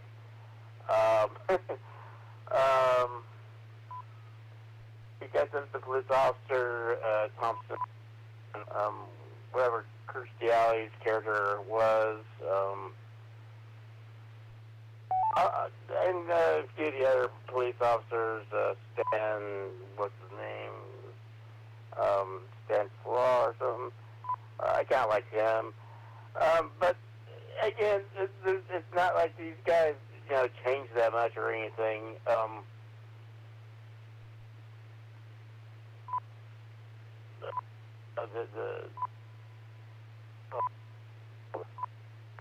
I feel like, as we can say, has already been said, Willie said, it's just not that much as far as characters are. I mean, you've got Gene Simmons, trying to say another name, which I already mentioned, he's the supervillain, and I thought he did okay at first until I don't know. At first, I thought he was good. As later parts where he was revealed to be such the over-the-top supervillain, I just kind of felt it was. I think it's more of a plot than what Gene. A problem with what Gene did with the character. I think the character itself was just flawed in that way. Of course, yeah, the predictable ending. Yeah, it's if you've seen one plot from the 80s, you've seen a lot of them, and this kind of followed that think I feel like I've spent 4 or 5 minutes saying a whole lot of nothing. So I'll even go with the net guy. Can't you be steady back to net? Okay, Jay.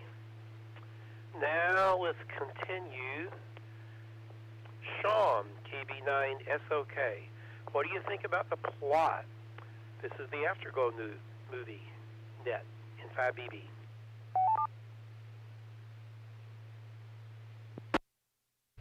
Yeah, it's KB9SOK. Yeah, the characterization, I thought the acting was okay. I mean, obviously, I think someone said it earlier, I don't remember who, that this would be like the equivalent of a made-for-TV kind of movie, and I would agree with that. And that's about the level of the acting. It's just, you know, it was okay. It was anything fantastic? No, but it also wasn't horrible either. And also, Bill, I enjoyed your comments about the technology at the time. I tried doing the same thing, tried to read the number on the chip, but I wasn't able to make it out, so I couldn't tell which one it was, but I thought that was funny. Yeah, I thought the characters were decent.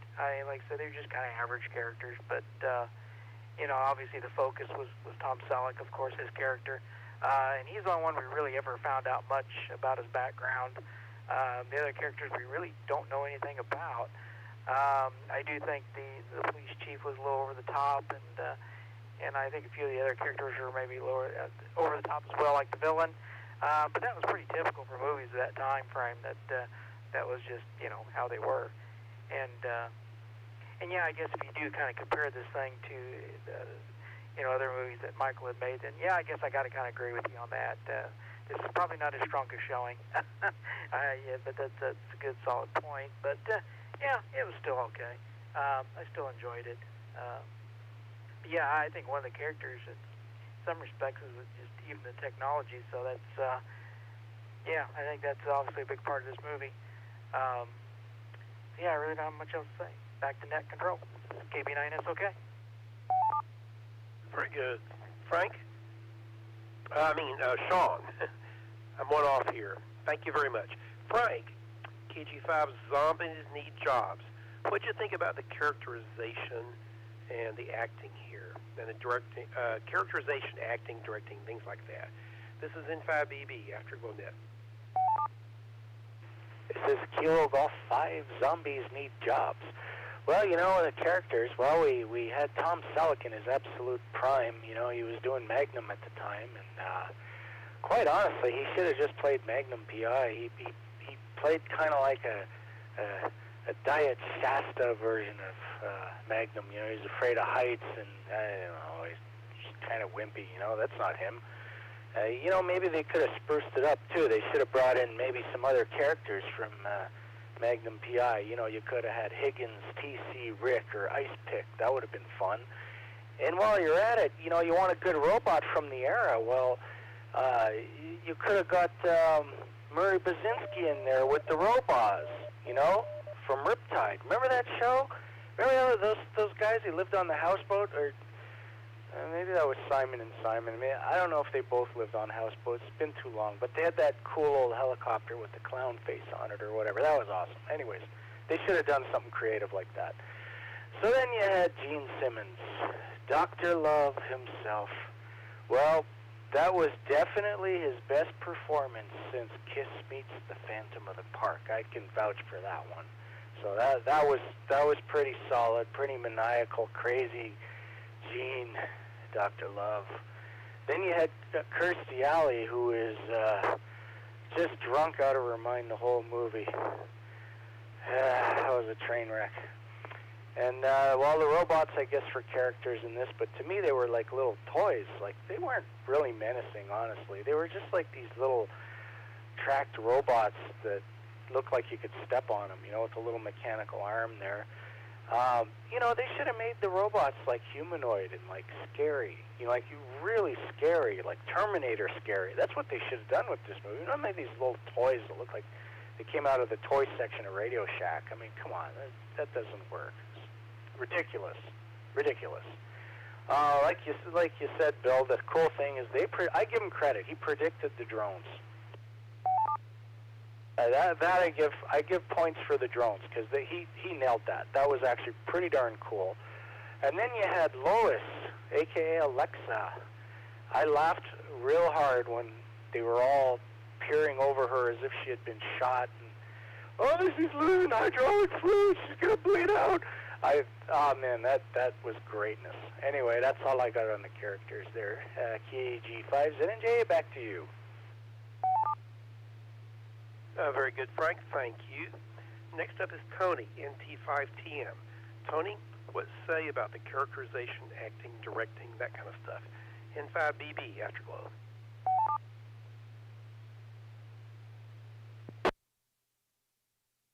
Well, thank you. First, I have to apologize. I realized that in my head for many years I have blended together the thrillers of Robin Cook and Michael Crichton.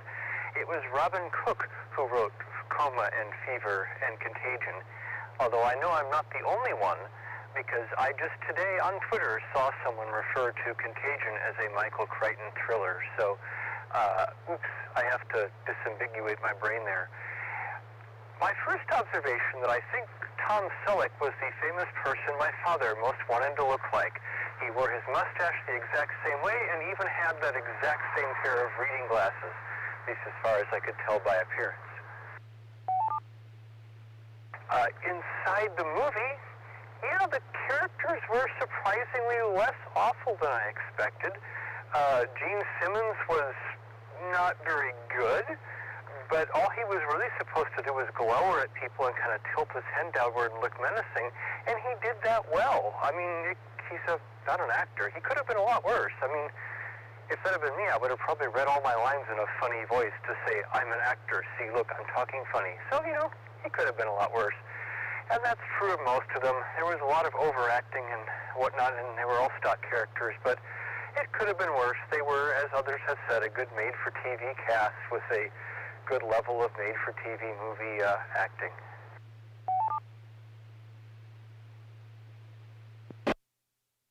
And I would like to echo other people's approval of the technology. The drones were great. I really liked the little highway torpedo drones. I don't know what to call them, little zoomy things on wheels zooming around on the road. All the robots in this movie were kind of understated and realistic and not very Terminator-like. And out of all the understated robots, I think the highway killbots were my favorite, because I can just imagine people launching from their cars in Dallas traffic. November Tango 5, Tango Mike. Thank you all for listening. Bill, I need to secure my station and slate, but again, thank you, everybody. Very good, Tony. I'll show you checked out. 73. Next we have Brenda, WB5OZL. Brenda, what do you say about the characterization, acting, directing, etc. in 5BB with AftergloNet?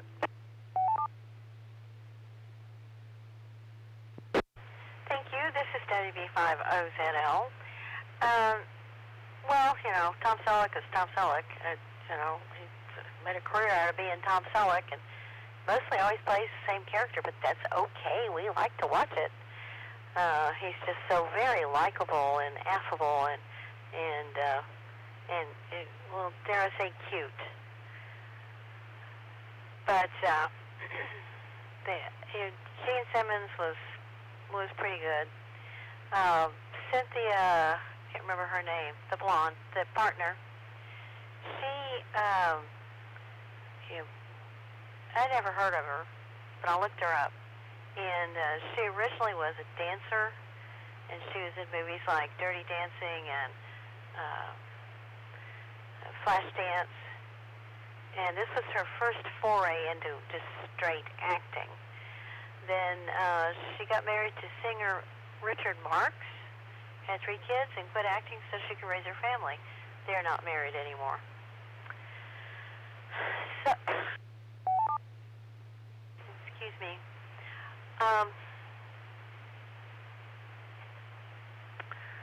Yeah. Michael Crichton, I really like his stuff.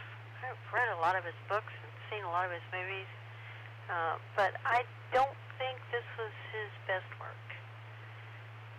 And One thing I did like about the movie is all the old technology. It's like, I remember that. Oh, we had one of those. And that's always fun in movies like this to see the older technology that was in all of our offices at the time. But robots are not... Well, technology has not saved us any time. If anything, it costs us time. Because you spend so much of your life on the phone with the help desk or trying to troubleshoot things and trying to fix things, and sometimes it just seems like we are slaves to our technology. And if it fails, you're just, dead in the water. So I'm still waiting for those robots that are going to save us time and money and free us up for our pleasure pursuits. Okay, back to net, WB50ZL. Okay, Brenda.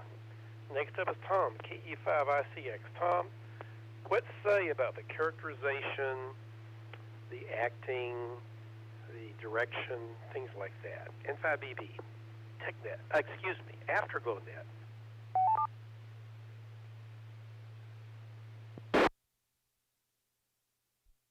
Well, thank you, Bill, and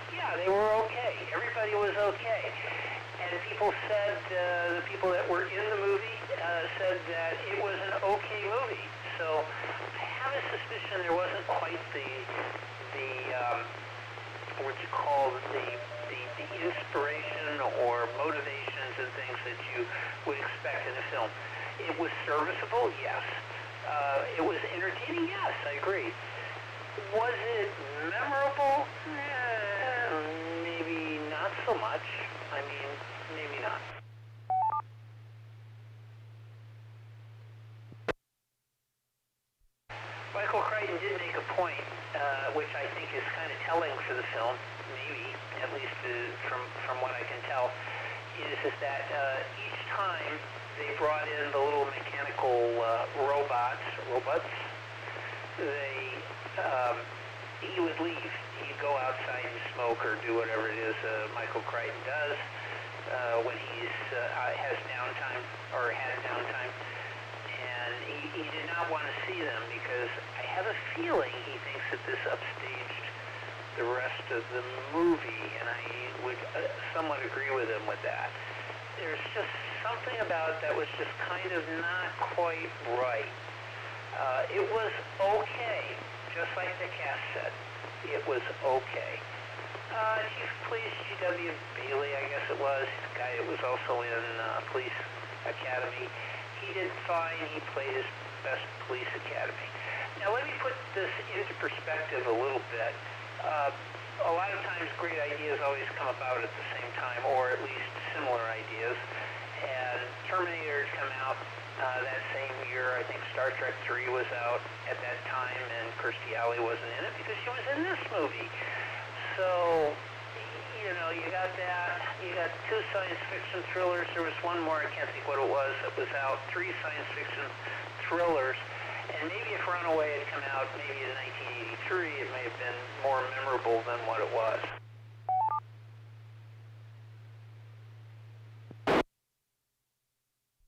So I don't know. I just kind of felt characterization. I think are we in characterization? I think we are. Was kind of, it was okay. It was okay. I guess that's what I'm going to have to call everything about this movie. It was okay. It wasn't bad. It wasn't good. It's like my wine. The wine that I make, is not terrible. But I don't want to subject it on others unless they really want to try it. And I haven't gone blind yet, I don't think, drinking that wine or watching this movie. So it was okay. KE5ICX. Very good, Tom. This is N5BB. I guess some quick comments. I agree pretty much with what Tom said. I enjoyed looking at the movie. In other words, I did not consider, I didn't hear anybody else say they considered just turning it off in the middle. Like some of the other Afterglow movies have actually done that. Or I didn't fast forward. So I don't think it was that kind of bad movie. It wasn't memorable. And I agree that I think if it came out a different year, it might have been a little bit more memorable back then, maybe a little better box office. It was, as I understand, Michael Crichton wanted to make kind of a police drama and throw in little future things into it. So that's what this was. So you notice the focus, you mainly saw the police station or Tom Selleck's house, or where some action was taking on the road or in the up on the big skyscraper or something, or in the hotel. So if you think about where the action was occurring, it was the police station was a big part of it. And even when he was at home, what happened? He got called back to the police station. So as far as the characterizations, well, number one, I thought that Tom Selleck did a fine job on this. I really think he did. In fact, I think if they'd gotten some other actors in there that had been kind of less, I don't want to say photogenic, I mean less, you couldn't connect with as easily. They were, if they got some other actors that kind of walked through this in his role, I think it would have been a real dud movie. But I think Tom pulled that through. I think Kirstie Alley did her part there. She was supposed to be the pretty girlfriend with the big hair that was kind of devious, but unfortunately got killed when she got double-crossed. I thought that the movie that Brenda talked about, the woman that played Karen Thompson, that actress, I thought she did a fine job. She looked like a policewoman to me. She was rather energetic doing it. She could go up the buildings. Why? Because she had worked in a construction job, and Tom Selleck had vertigo.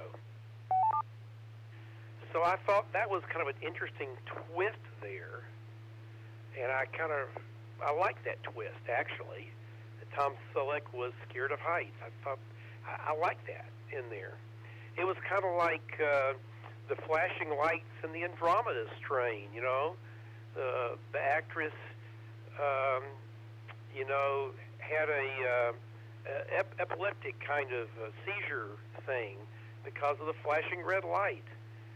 So I think Crichton tried to put in some weakness in a character on purpose, a character that otherwise would be kind of like a super person that could do everything. So I thought that was a good twist he put in there for that, personally.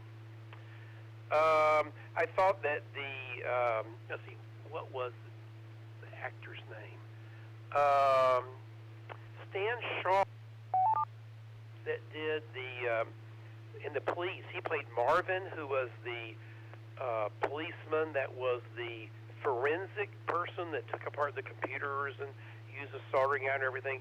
I think he did a great job. He was a standard actor back then. He was in a lot of things.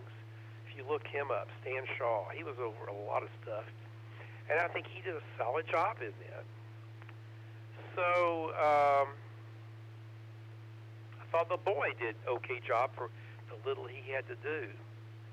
So again, it wasn't a big A movie. It was probably a B-plus movie. That's what I think. Okay, let's move ahead quickly now because we're near the end.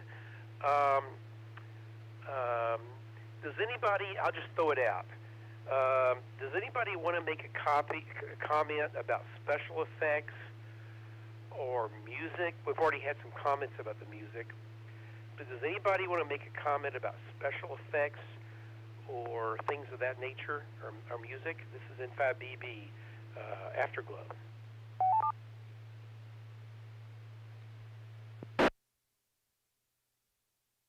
KE5ICX. Go ahead, Tom.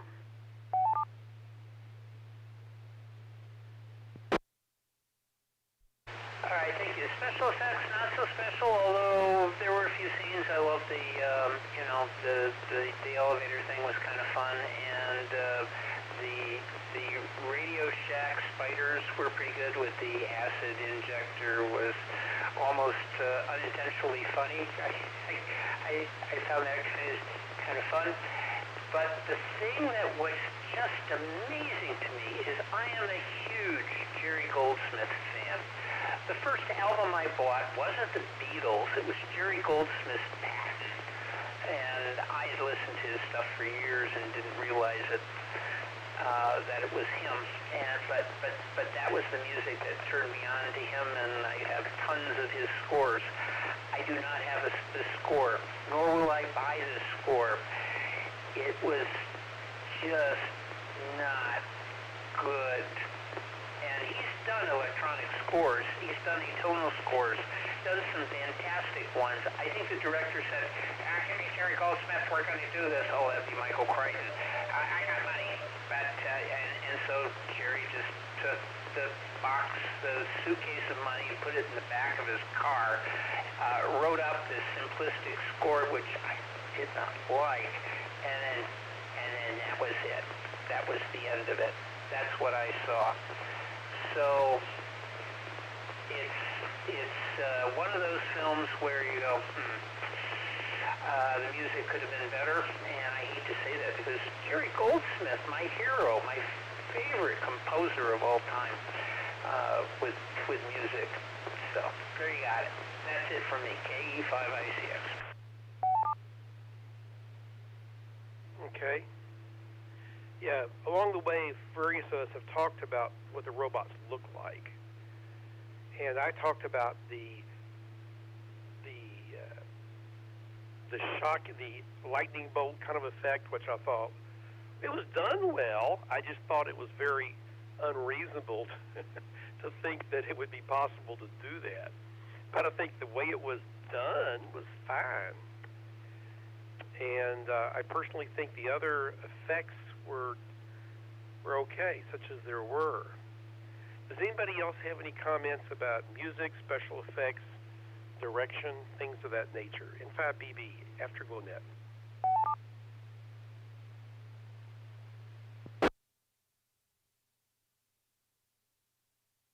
Okay, 3 minutes until midnight.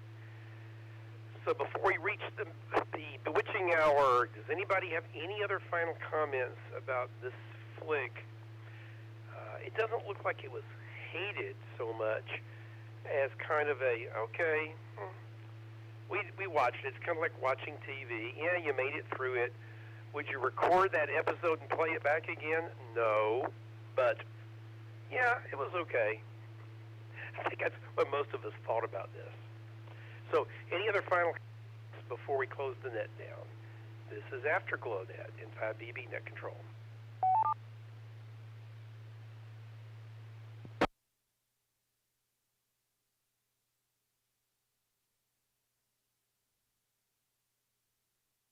That's what I thought. We aren't necessarily throwing rotten eggs at it, but we're not cheering either. Tom, what is up for next week on Afterglow? This is N5BB. Good night, and turning over to Tom.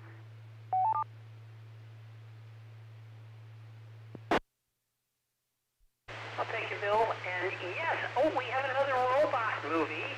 This robot movie. This one's called Automata from 2014. So we go 30 years into the future. Actually, I watched about 15 minutes of this movie, and I thought, hey, this thing's pretty good. I will send the links out. This movie is available kind of on the interwebs, but it moves around a lot. So I will send I think Tubi has the best link for it right now with ads. But I'm looking forward to seeing the conclusion of it. I think it would be good. Automata from 2014. It's got Antonio Banderas in it. KE5ICX. Okay, I've already found it on IMDb. AUTOMATA 2014. Thank you, Tom. Maybe we can find some more robot movies. Maybe you need to watch When the World Stood Still Again, so we can... that's one of those big robot movies. See you later in 5BB Clear. Good night.